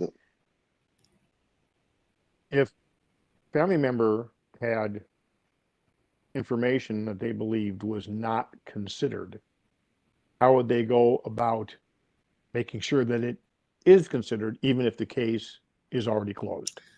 Well, first, hopefully they responded to our invitation to speak before it's closed, if the decision is to close, and they will provide it at that time. If after the case is closed, they want to come forward with additional information that we don't have, I respond to those calls, and we're happy to take that information and look at it, and we have done that before. I also didn't mention, often in these cases there's civil litigation, and we will review the civil court file. We look for depositions, interrogatories, anything else that might provide leads, something that maybe we haven't considered, and we will talk in those cases, we'll talk to the plaintiff's attorneys and generally ask if there's anything else that they may want to present to us. So we'll consider anything. And as long as the case is still within the criminal statute of limitations, which is much longer than the administrative statute, we're willing to go forward and look at it. And let me follow up on that. If during your analysis, you come up with a question concerning the potential of deputy gang involvement and how it might speak to intent. Do you ever explore that? Have you ever explored that? Or is it something that's sort of new on the horizon for the DA's office? We will consider that, but the issue is this relevant evidence that would support a criminal prosecution? And I haven't come across that type of a situation yet. And we have looked at the issue of deputy gangs and how it's affected possible criminal conduct. I can't talk about that, but I will say that we have looked at it. Because it could speak to intent. Am I correct in that? It might. It might. It could, yeah, I understand. Yeah. Thank you. I appreciate that. Question regarding that. So I don't know if I heard it right or if you can answer. So if there is an incident and it is believed to that person to be involved in a gang, that there just hasn't been a case, or that was an issue that it was verified that they were in a gang. Are you saying that there just hasn't been that evidence to provide? We've had cases where there have been allegations that the deputy was involved in the deputy gang. The question is, how does that relate to the particular facts at hand? Does that constitute relevant evidence that would be admissible in a criminal prosecution? Copy that. So when we're doing that to civilians and saying gang enhancement because they went to a store and they robbed a store and they've been alleged to have been in a gang, and then the prosecution says the robbery plus gang enhancement, is that the same process that y'all are using for civilians as officers, or is it completely different policies that dictate how gang enhancement works from an officer to a civilian? No, the policies, the charging policies are the same, whether it's a peace officer or a civilian. The gang enhancement that you talk about is a very specific section of the penal code that has several elements that need to be satisfied. Speaking generally, is the person in the gang, is this committed for the benefit of the gang? If that can be proved, it's charged. If something like that could be proved in one of these cases, we would charge it. If the evidence proven and the facts are there. Something else I wanted to talk about, just generally, as far as community involvement and transparency, I know that was something that we wanted to talk about. The office, the DA's office, we have citizens advisory groups, and our chain of command is available to come out and speak on these issues. Transparency is important, and we're happy to come out and talk about it. At the end of the day, when we have a deputy involved shooting or any shooting by a police officer, we recognize that for the next of kin, it's an extremely painful, obviously, just like any other loss of human life. And to the extent that we can at least explain the process, it's not satisfying. It doesn't always give closure, but to the extent we can, we're available. And I see Max has a question. I can't recognize you, Max. I want to thank you for recognizing me, Chair Yokelson. I just wanted to elaborate on what Alan was saying about the gang enhancement, and he left out one thing about it, which is the gang enhancement that you can charge is built off the criminal street gang statute. So it's not just member of something that's called a gang in the law; it's a member of something that has committed certain specified felonies, and the DA's office has to prove that up. So in order to There are some of the groups in the sheriff's department that people have alleged have committed some of these type of predicate acts, such as the Bandidos. In order to use one of those, as he says, you'd have to show it was done in furtherance of the gang, but you'd also have to show that the gang was a criminal street gang, and you'd have to prove those acts. So it would be very difficult for the DA's office in the current state of the evidentiary record to prosecute such a case. When we talk about law enforcement gangs, there's a separate code section that gives us that terminology. It's a different code section than the criminal street gangs. It does not require the same standard, and Alan wouldn't be able to charge it as an enhancement on a shooting. Separate issue from whether or not it's relevant to say if two members of that group are witnesses and they might cover for each other or something. But I just wanted to clarify, because people use the term gang as though it has a monolithic meaning in the code, and that's not the case. Different gangs. Thank you, Max. Yeah, thank you for that. Yeah, that was basically my question is what policy dictates a sheriff if a sheriff happens to be in a gang versus a civilian who happens to be in a gang.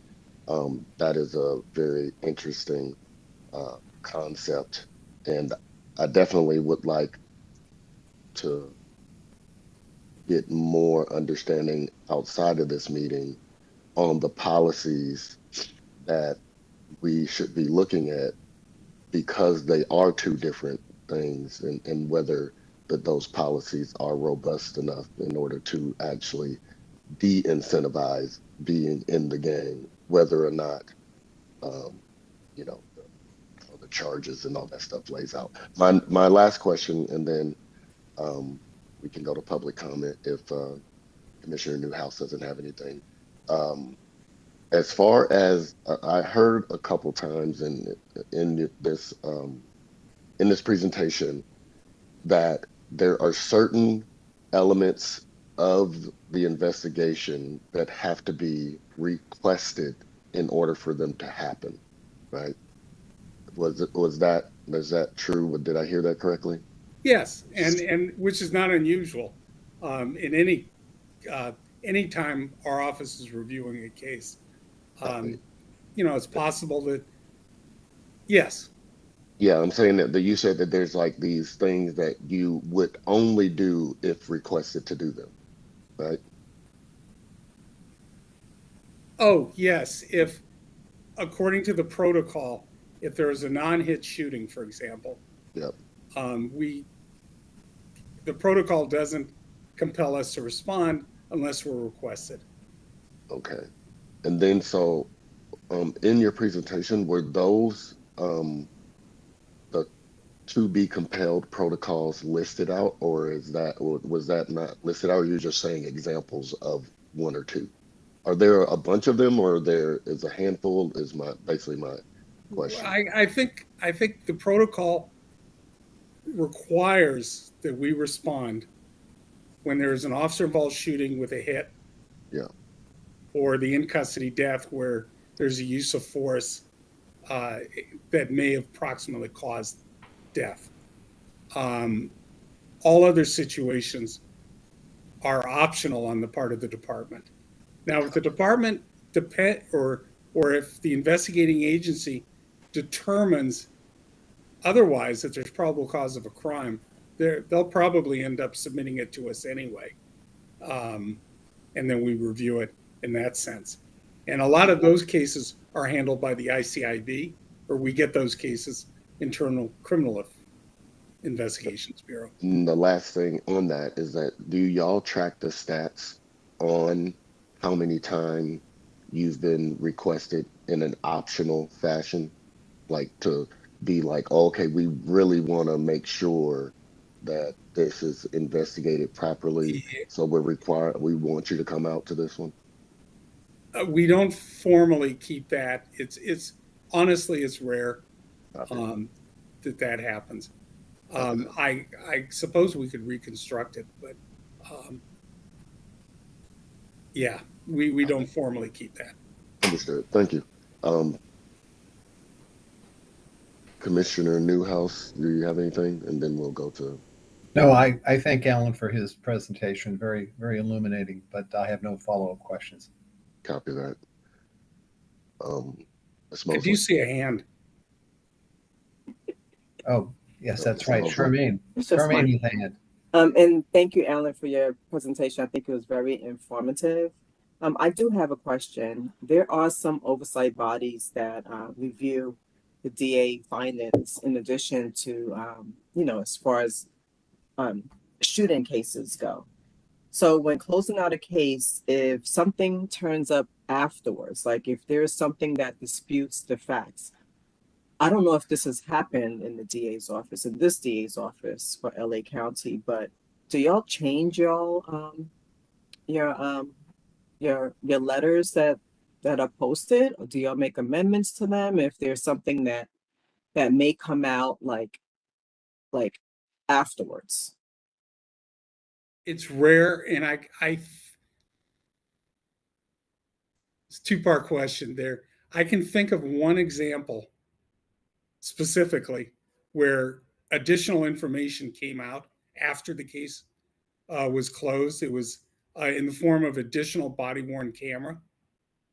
And I believe we did add an addendum to our closing letter and posted it on the website.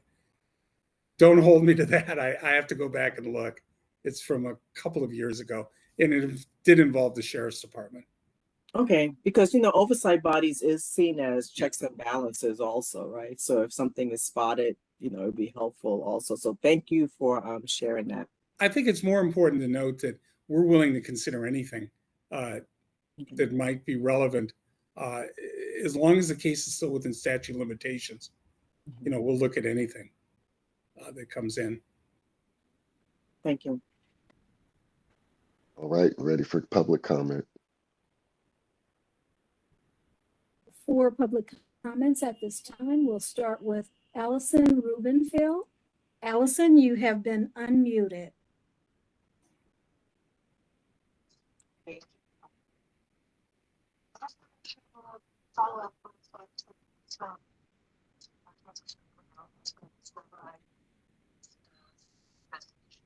Allison, we can barely hear you.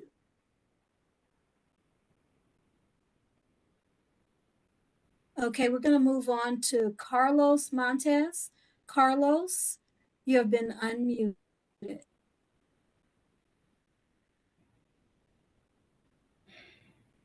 Carlos? Area in Ball Heights. And, I'm 78 now. And I mean, there's been dozens and dozens, historically hundreds of police killings of Chicanos and Blacks, and especially East LA, South Central area.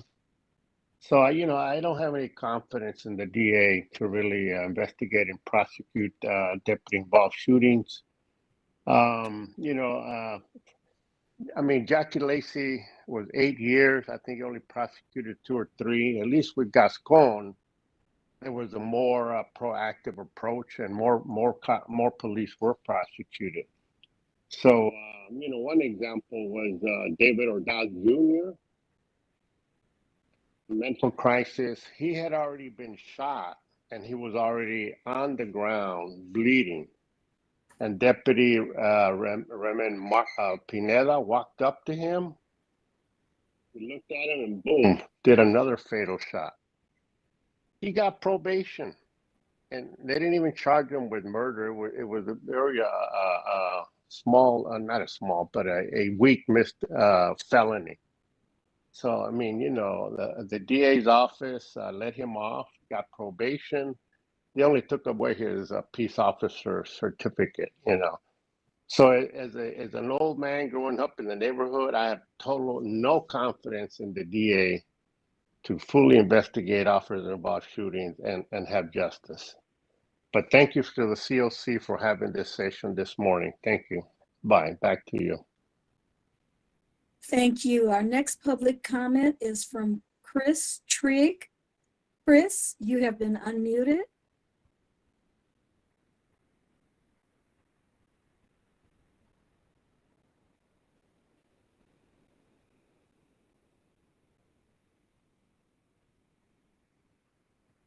Chris, you have been unmuted.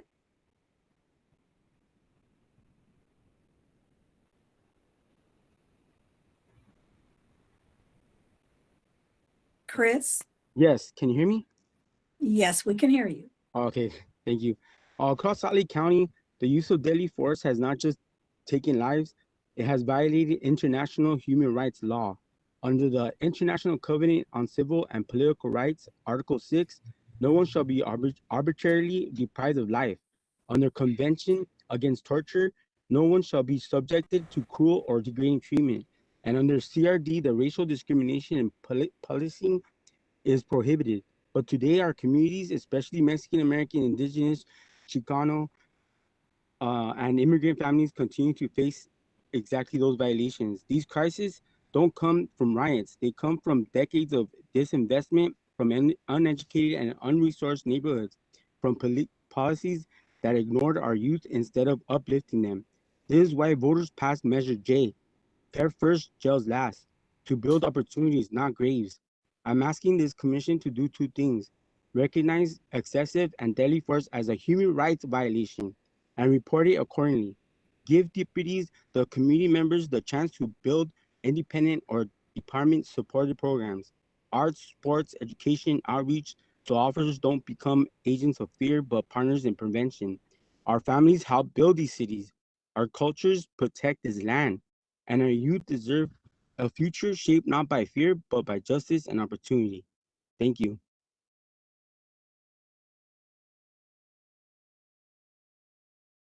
Thank you. Our next public comment is from Allie Rubenfield. She has been unmuted. Allie, you're unmuted. Hear me? Yes, we can hear you now. Okay, great. Thank you. Good morning, and thank you all for this extremely educational presentation. It's really appreciated.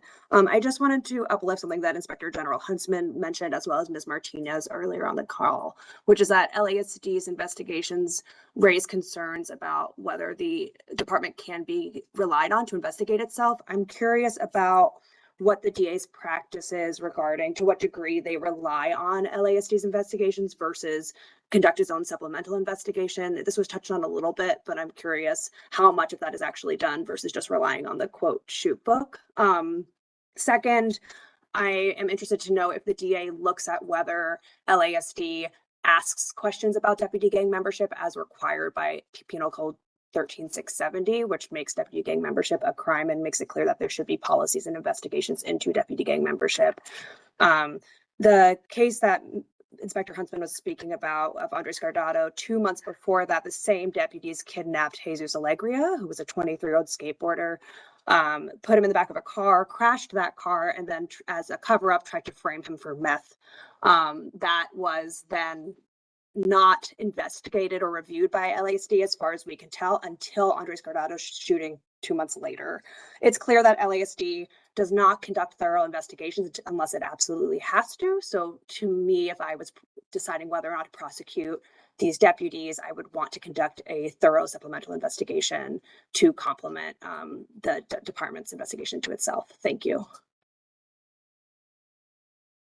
Thank you. Our next public comment is from Christina Vasquez. Christina, you have been unmuted. Christina? And my husband, Marco Vasquez Jr., was shot and killed by the Pico Sheriff's Department in Pico Rivera on October 6th of 2019. And I wanted to specifically speak on this because Yolkson was the DA who looked over my husband's case. We were contacted 4 years after his death to show up to the Hall of Justice, and a decision was already made that there would be no criminal charges filed against the officers. All of this was done without ever speaking to us, and when we questioned why, we were all upset, we were all angry and crying, and not able to understand how they came to this decision without ever speaking to us. He responded back and said, well, we heard your interviews and that was sufficient enough. It took 4 years and not once did they ever contact us to speak to us. So we fought back. They said, we're going to give it a month. We'll come to your home. They came, maybe met with us no more than 30 minutes and said, yeah, we're not changing our decision. So this is great, but if I could make a recommendation next time you guys want to present something like this, maybe consider including the family so we can also give our point of view, because half the time our point of view is left out. They make it sound so beautiful, like it's such a justice and fair system when it's not. A lot of the times we get thrown to the side, our loved ones get forgotten about, and this is not a just system. And we should have more of a voice to speak out on things like this. Thank you so much. I appreciate your time. Thank you. Our next public comment is from Julie Martinez. Julie, you have been unmuted. Thank you again for the opportunity to address the board, the commission. Now, to reiterate what many of the other speakers said, the inherent problem with the district attorney, the attorney general's investigation is that you are utilizing any statement by law enforcement as the truth, when in reality, an investigative body investigating crimes has to determine whether the person they're speaking to is being truthful. And therein lies the problem. You are taking the statements of these deputy sheriffs and their partners as truth, when we in the community either have video witness, understand that what they're saying is not truthful. There is a problem. Thank you also for addressing as to why gang enhancement cannot directly be applied to the sheriff department. That law needs to be changed. They should be held to a higher standard. The threshold should not be lower, because as one of the commissioners iterated, that when someone is a deputy gang member and there is an inherent reason for them to maintain their secrecy and to maintain their job, they could definitely use their position in the department to compel their fellow sheriffs to lie with them or to create a statement with them. The other problem is you are also only compelled to investigate deaths when someone is not armed. You are forcing the hand of rogue sheriffs to plant weapons and guns, because you will only investigate if there is no weapon on the victim of a sheriff shooting. There have been several cases, including East LA, where guns have been carefully placed and did not contain the DNA of the victim who was killed by gunshot by sheriffs. That needs to be changed, because for you not to investigate someone who Thank you. is unarmed is unfair. Our final public comment on this item is from Yusef Miller. Yusef, you have been unmuted. Yusef? North County Equity and Justice Coalition, Saving Lives in Custody, California. And the statute of limitation issue is a huge problem. I can see why we have years of zero incarcerations or zero findings in two in another year, because the statute of limitation can run out by the time you get all the information and documents. For example, the coroner's report or the medical examiner's report and things like this. They're so long in retrieving those kinds of informations that is built in that the ability to charge a deputy or a police officer is going to be superseded by the statute of limitation. And this is not fair to the families. Nothing should start. The statute of limitation shouldn't start until all relevant information is in the hands of those who are prosecuting. So when all elements are made or met, that's when the statute of limitation should start. And we find that, and I've seen throughout many counties, that the statute of limitation is the main crux of the problem, where the system's working together to push the statute of limitation in a way that it doesn't qualify under the Bill of Rights for the officers. This is what we see, and this is what needs to be changed. Thank you. Thank you. We have no further public comments on this item. I turn it back over to you, Vice Chair. Thank you.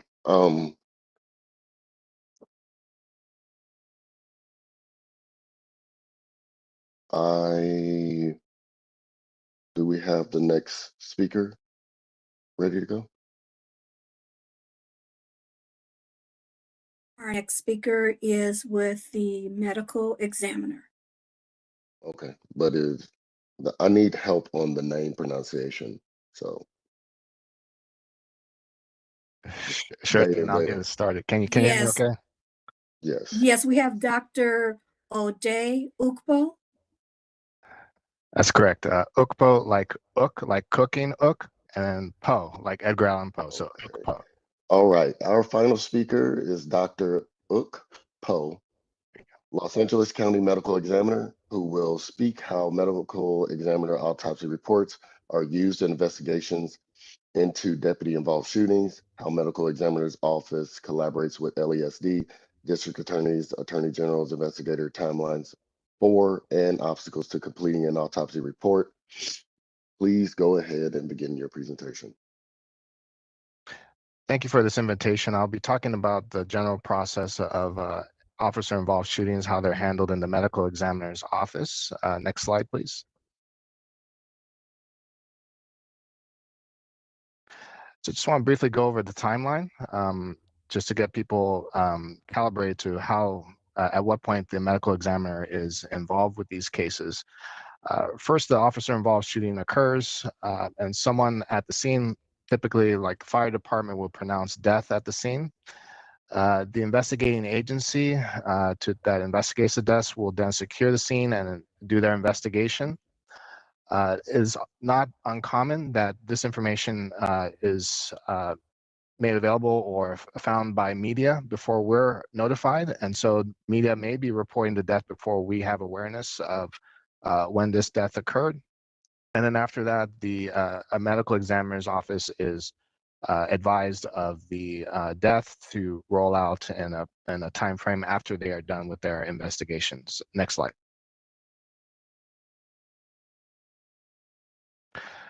So this one has an animation. So when I do next slide, it'll move things around. But I just want to show the timeline, the dynamics of what happens here. So we have the medical examiner's office. We have an independent investigator, a medical examiner investigator that goes out to the scene. And so click next slide.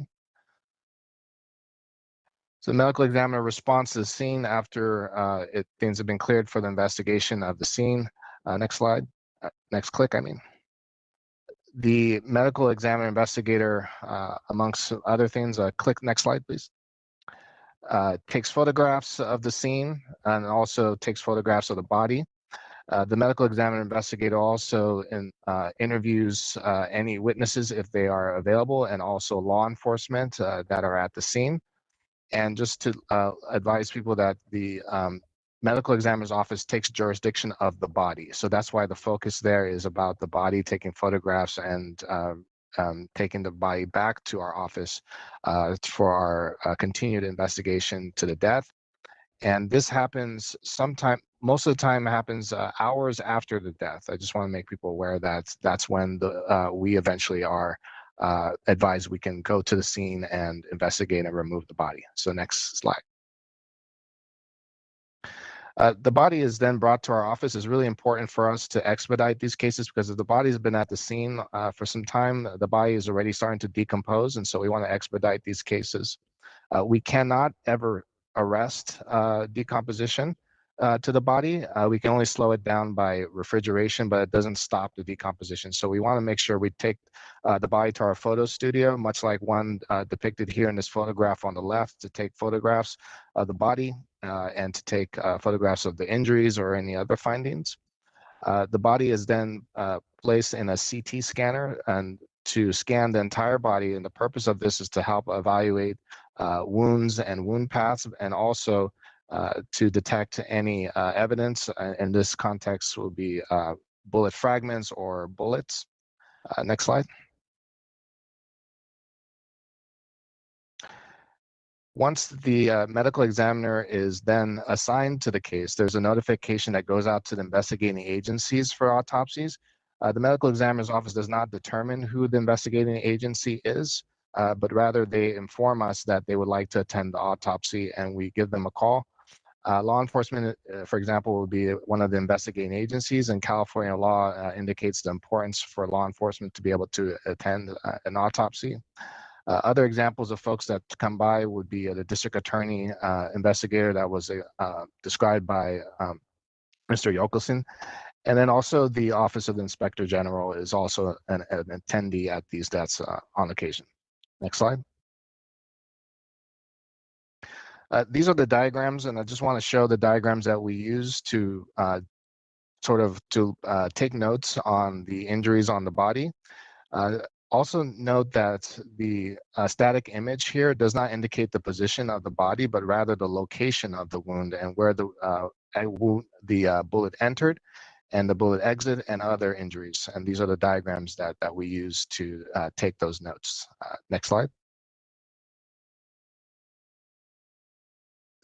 Range of fire is one of the determinations made at the autopsy. However, it is a general range of fire. It is not the exact range of fire that is determined in a crime lab, which uses the actual gun fired in a testing situation to determine the exact range of fire.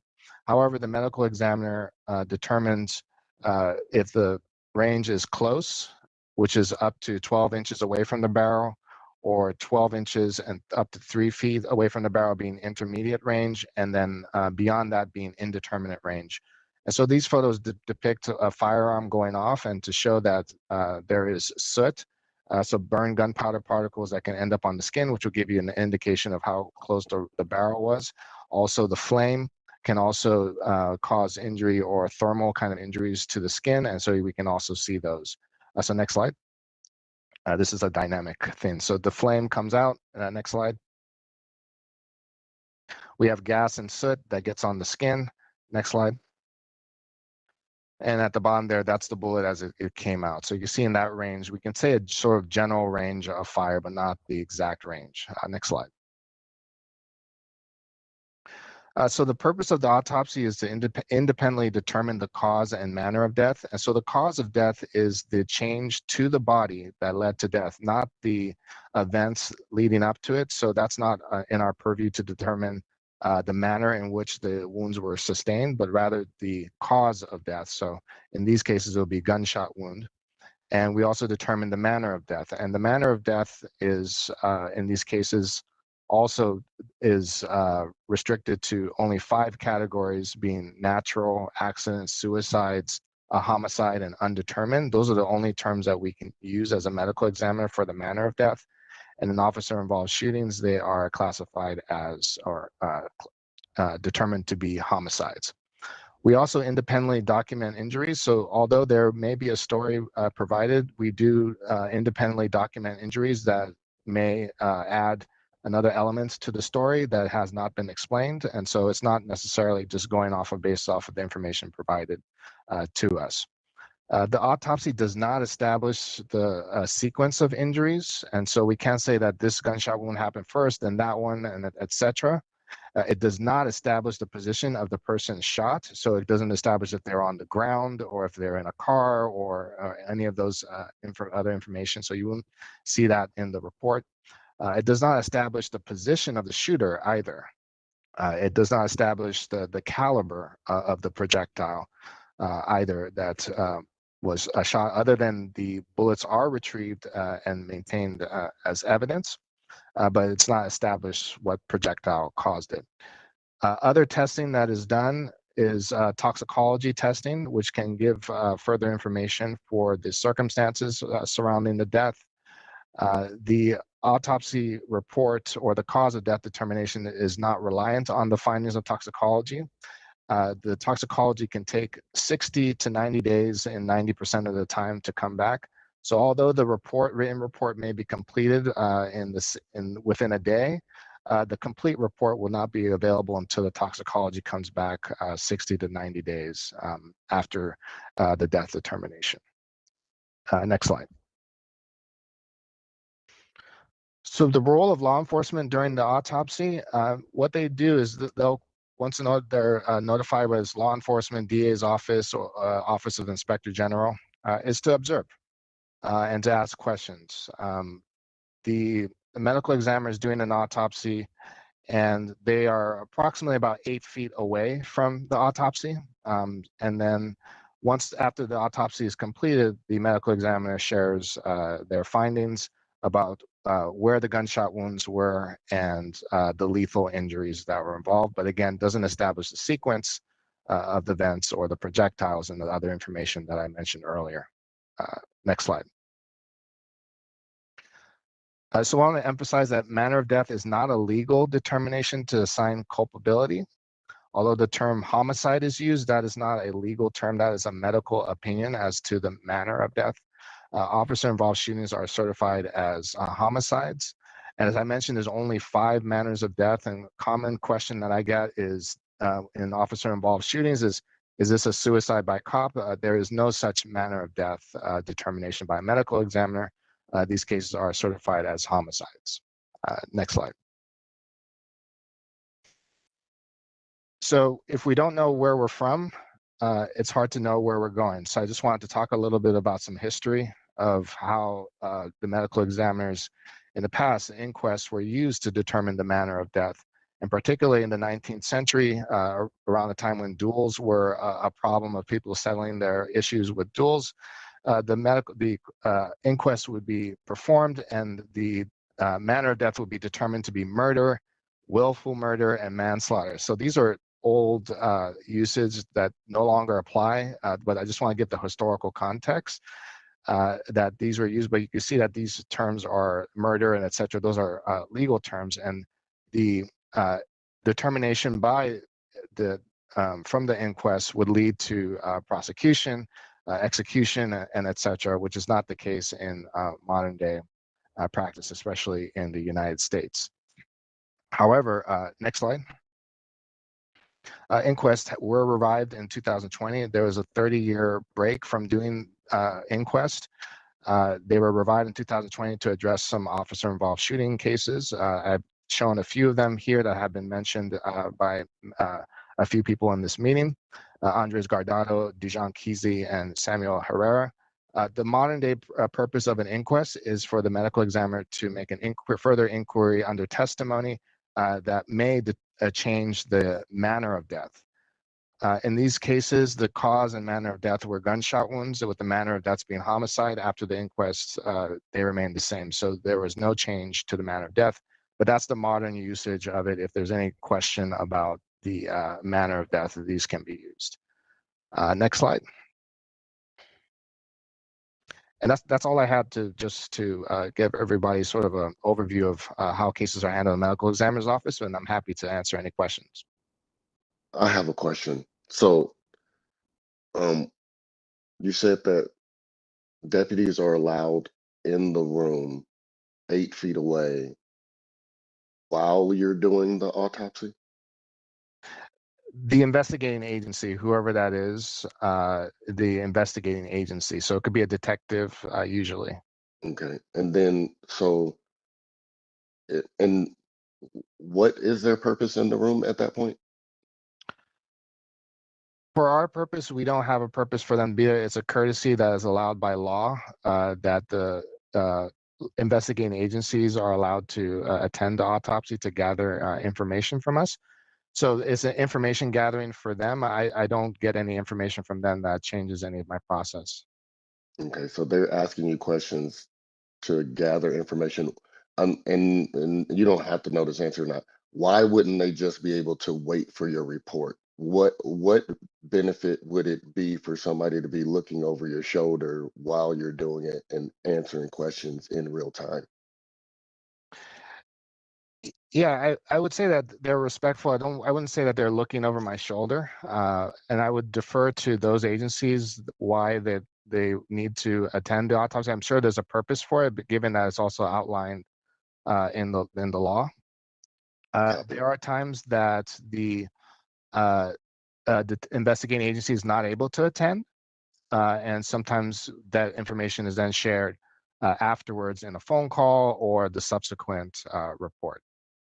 Yeah, so sorry I used that. I wasn't using it in a negative way. I just mean that in the way of anyone doing work and somebody standing behind them asking questions, not, in a negative way. So, but and you said that it is law that they're allowed, or it's courtesy that they're allowed. It's outlined in the law that the investigating agency is allowed to attend the autopsy. Copy that. And then the last question, and then I'll let other commissioners, they have it. In the case of autopsies, if you're doing one,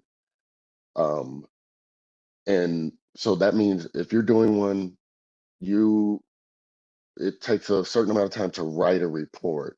And then so my question is if they aren't there and they call you and you haven't finished the report, like how are we keeping track of the consistency between what the final report said and what the preliminary information was? You understand? You tracking what I'm saying?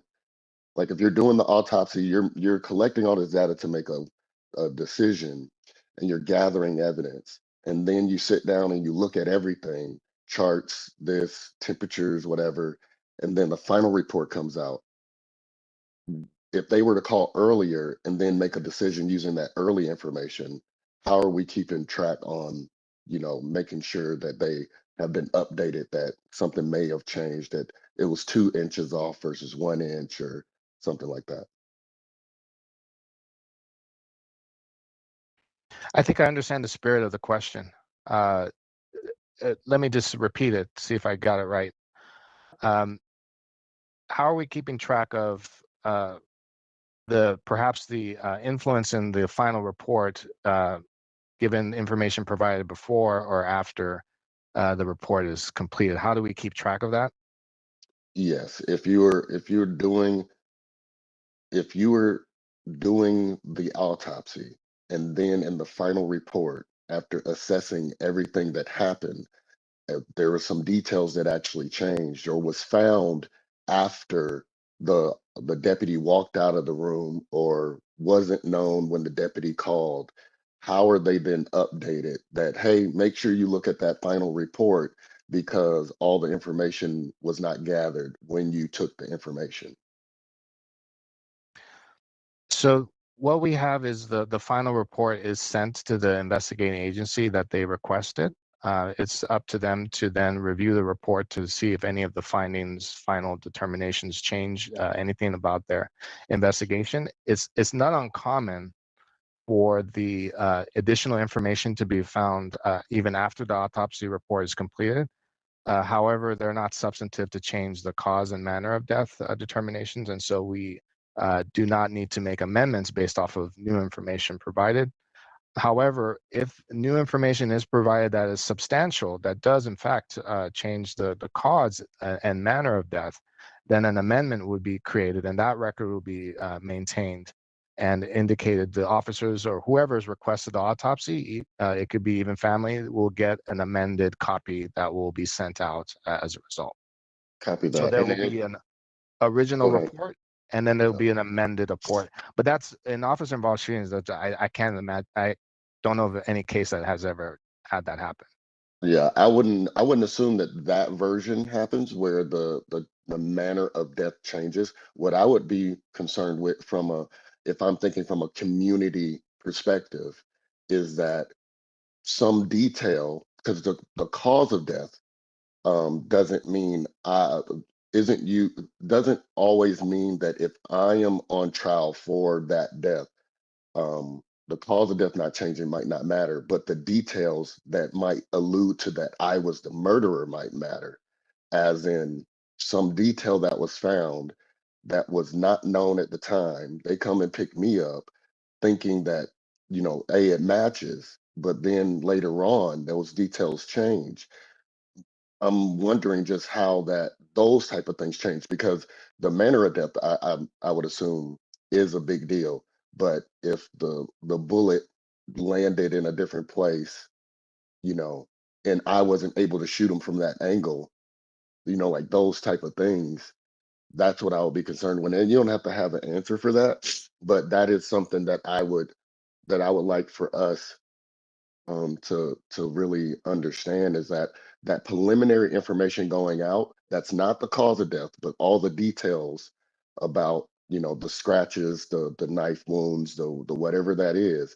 And then if they change after the fact, like you roll over the body and didn't know that there was a stab wound on the back, but the deputy left thinking that there was only stab wounds on the front, it might imply that there were two people there versus one person, stuff like that type of information.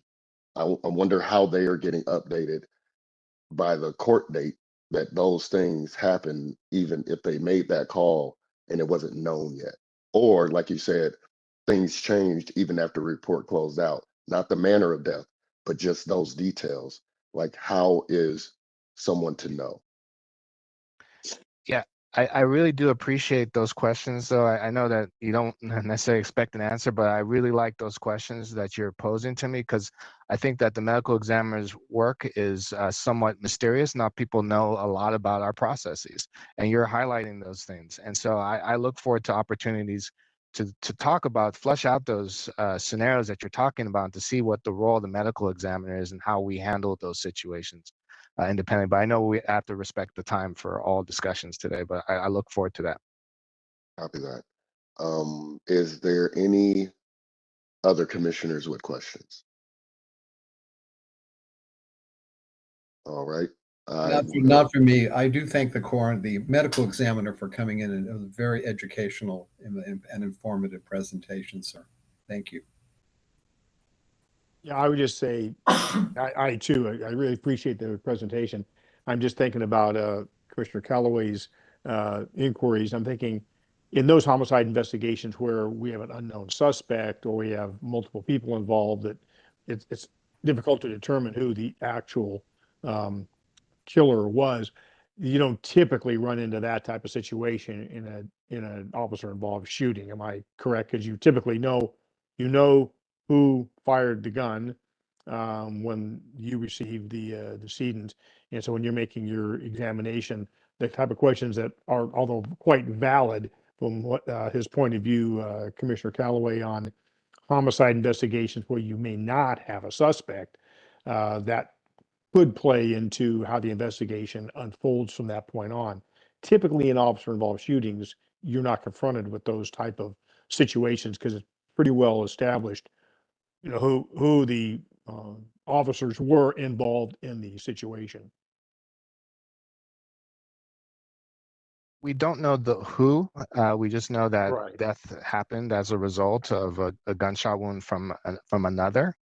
And then we don't assess for a criminality or punishment. That's not something that happens as a result of a manner of death, where we exclude someone saying, well, it wasn't this person because this wound happened. It couldn't have been that person because of that wound. But that's a larger discussion. Right. All right. Thank you. I appreciate that. Director Mosley. Thank you, Doctor, for your presentation. I think this was very helpful for our commission as well as community members. I'm just wondering, have you encountered any types of challenges in your line of work when it comes to law enforcement involved shootings? I can think of none. I think that the process that for the purpose of the medical examiner's office has been a very professional, courteous sort of experience. Their investigating agencies are very respectful of us and just really just get information from us. And that's what we're supposed to do. We're supposed to independently determine the cause and manner of death. So in this setting, I can't think of any where there was any sort of issues where we had trouble making determinations that we captured in our final report. So none that I can think of.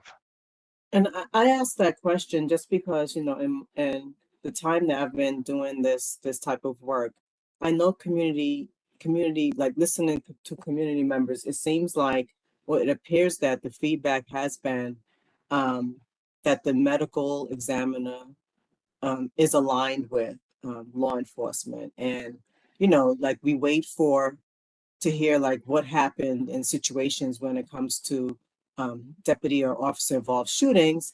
And then we would go to like community members and myself and maybe our commissioners as well would go to the medical examiner's website to see what the report says. So, that's what I'm trying to like gauge as to, the challenges, because I know that, your job is very important as well in making your decisions. And, you also mentioned that law enforcement is in the room. And I know based on community feedback, there has been, questions as to that type of, even if you say it's independent, that type of relationship or interaction.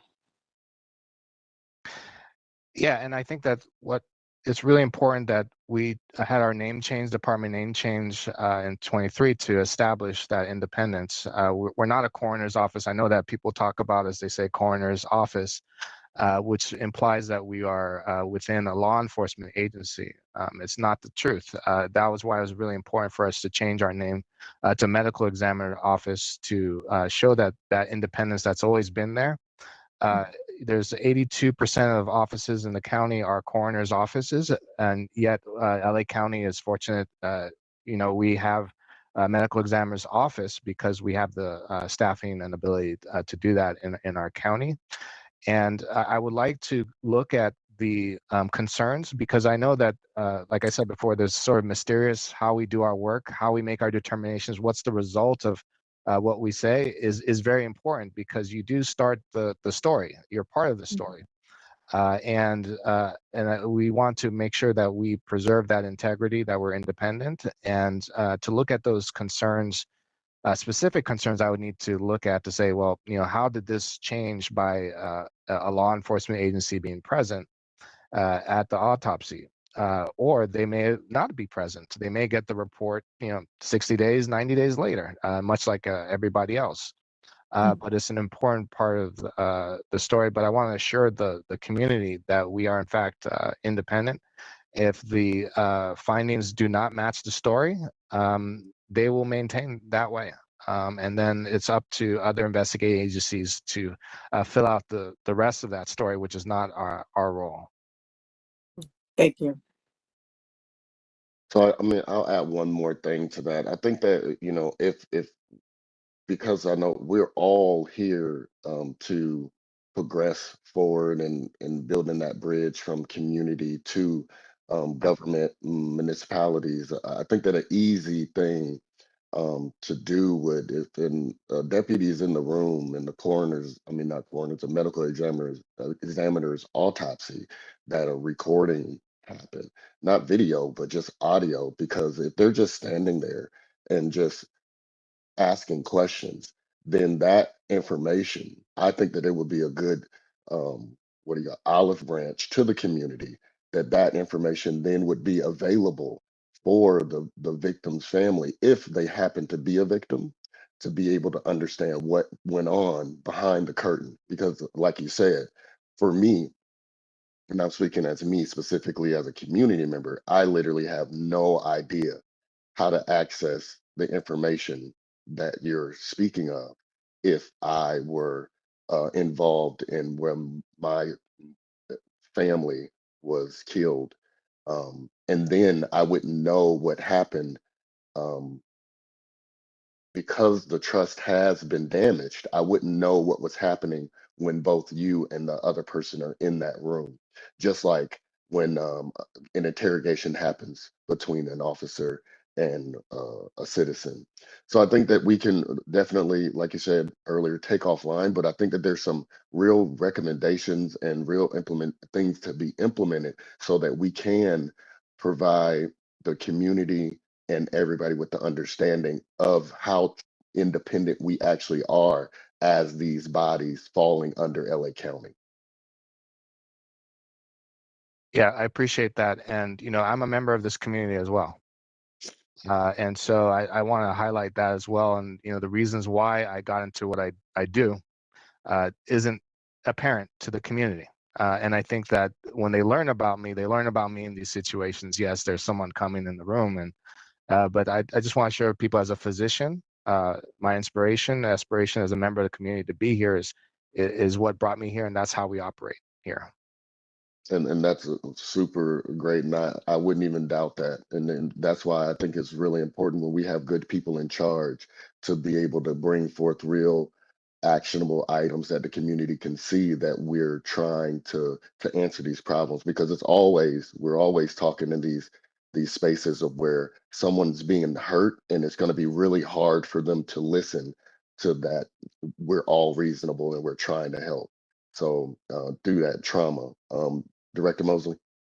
Yes, and thank you so much. And I just wanted to share that when we sent the invitation to the doctor, he responded within a matter of a few minutes, right? That he accepted our invitation. So I just wanted to acknowledge that. So thank you for doing that, because this is the first time that we've seen such a fast response. And then also I wanted to know, because I'm just curious, how large is your staff? And also, do you have like other of your employees in the room with you? Like when you are like, Okay.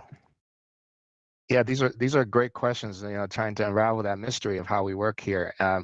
So we have a staff of about, don't quote me here, I think right now 230, 250, but we have a budget for around 300 folks. So we do have some vacancies. And just to give you an idea, New York's office has about 8,500 cases per year, and they have a staff of 600 folks. In LA County, we have 13,000 cases, and our staff is just about 300. So we are a group of people who are dedicated, hardworking group, and that really, it's greatness is how you respond to issues. And my staff consistently responds well to those issues, and that's where their greatness is. And so at the autopsy, it's not just me. It's also a technician who assists me in taking photographs of the body, also in dissecting the body as well. And we also have opportunities, not in officer-involved shootings, but teaching resident physicians or other students on other cases. But that's typically who is at the body, is the technician and the doctor. thank you. All right. Do we have any public comments? Yes, we have two public comments. Our first public comment will be from Pamela Moses. Pamela, you have been unmuted. Pamela? You hear me? Yes, Pamela, we can hear you. Yes, I'm sorry, I'm just now getting on here, but my comment is in regards to the information I sent over to the Civilian Oversight Committee. No one has responded, and I need that subpoena power that y'all have to do what needs to be done. And if I have to, I will come out there to Los Angeles, but I haven't heard from anybody. So that's why I joined in the meeting today, to put it on the record that no one has responded to my emails or anything, and I need that information ASAP. Ms. Moses, staff will follow up. I will assure you of that. Thank you. Thank you. Thank you. Our next public comment is going to be from Yusef Miller. Yusef Miller is our final public comment. Yusef, you have been unmuted.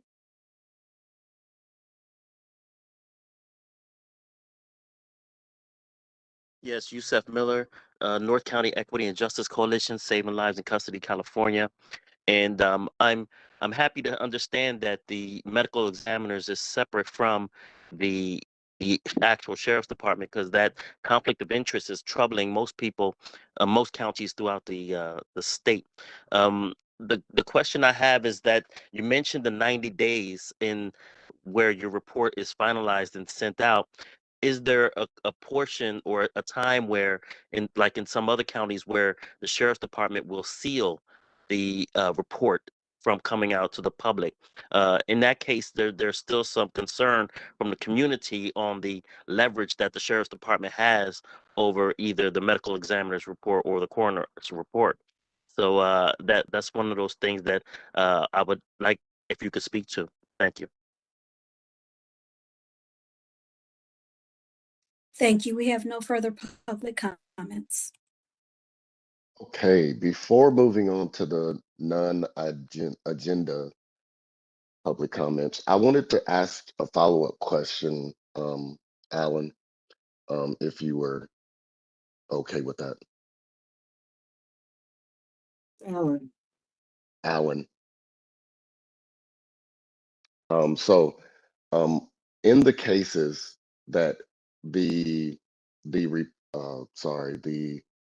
these incidents go through the process, but then then an external court says that there were issues or they are convicted after the fact, do y'all do after action reports on trying to figure out what was missed or how was it missed within your department, or has that not happened?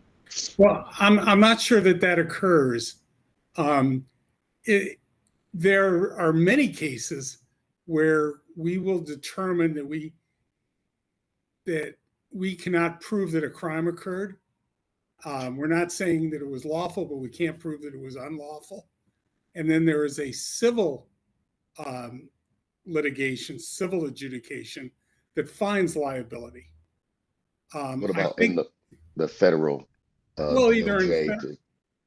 You're talking about a federal criminal prosecution? Yeah, when it's criminally found out after it is in the federal court, after it had been cleared by the county. Has that occurred? I don't know if it has Actually, occurred. I'm thinking that hasn't. I can't think of a case where that has occurred. I can think of a couple of cases that we were getting very close to charging ourselves when the federal prosecutors took it over. So but I can't think of what you're thinking of.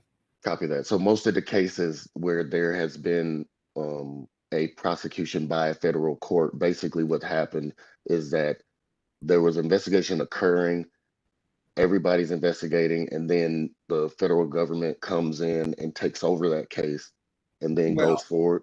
It's been concurrent. And I'm not thinking, what I'm thinking of here is a couple of use of force cases. They were not an officer involved shooting cases. Use of force cases that both agencies were investigating. We were asked to stand down in one.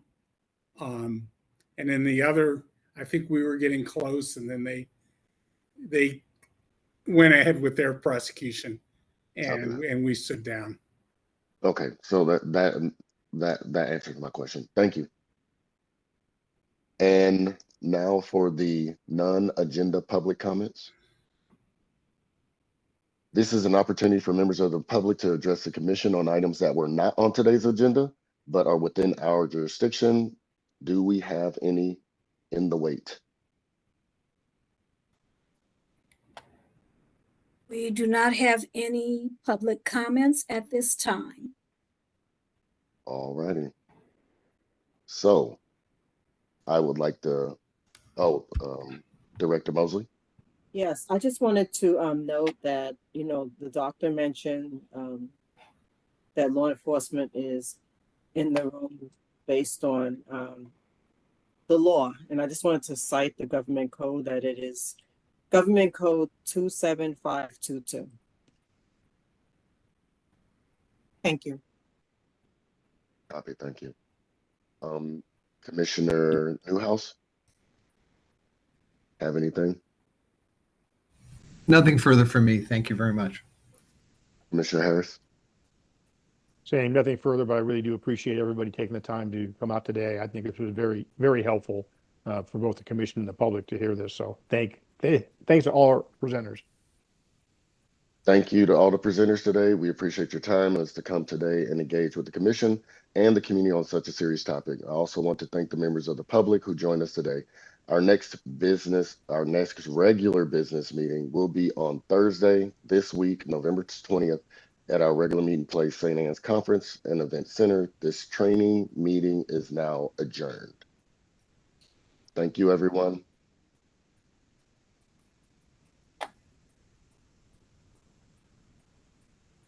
Trying to leave the webinar. Click on my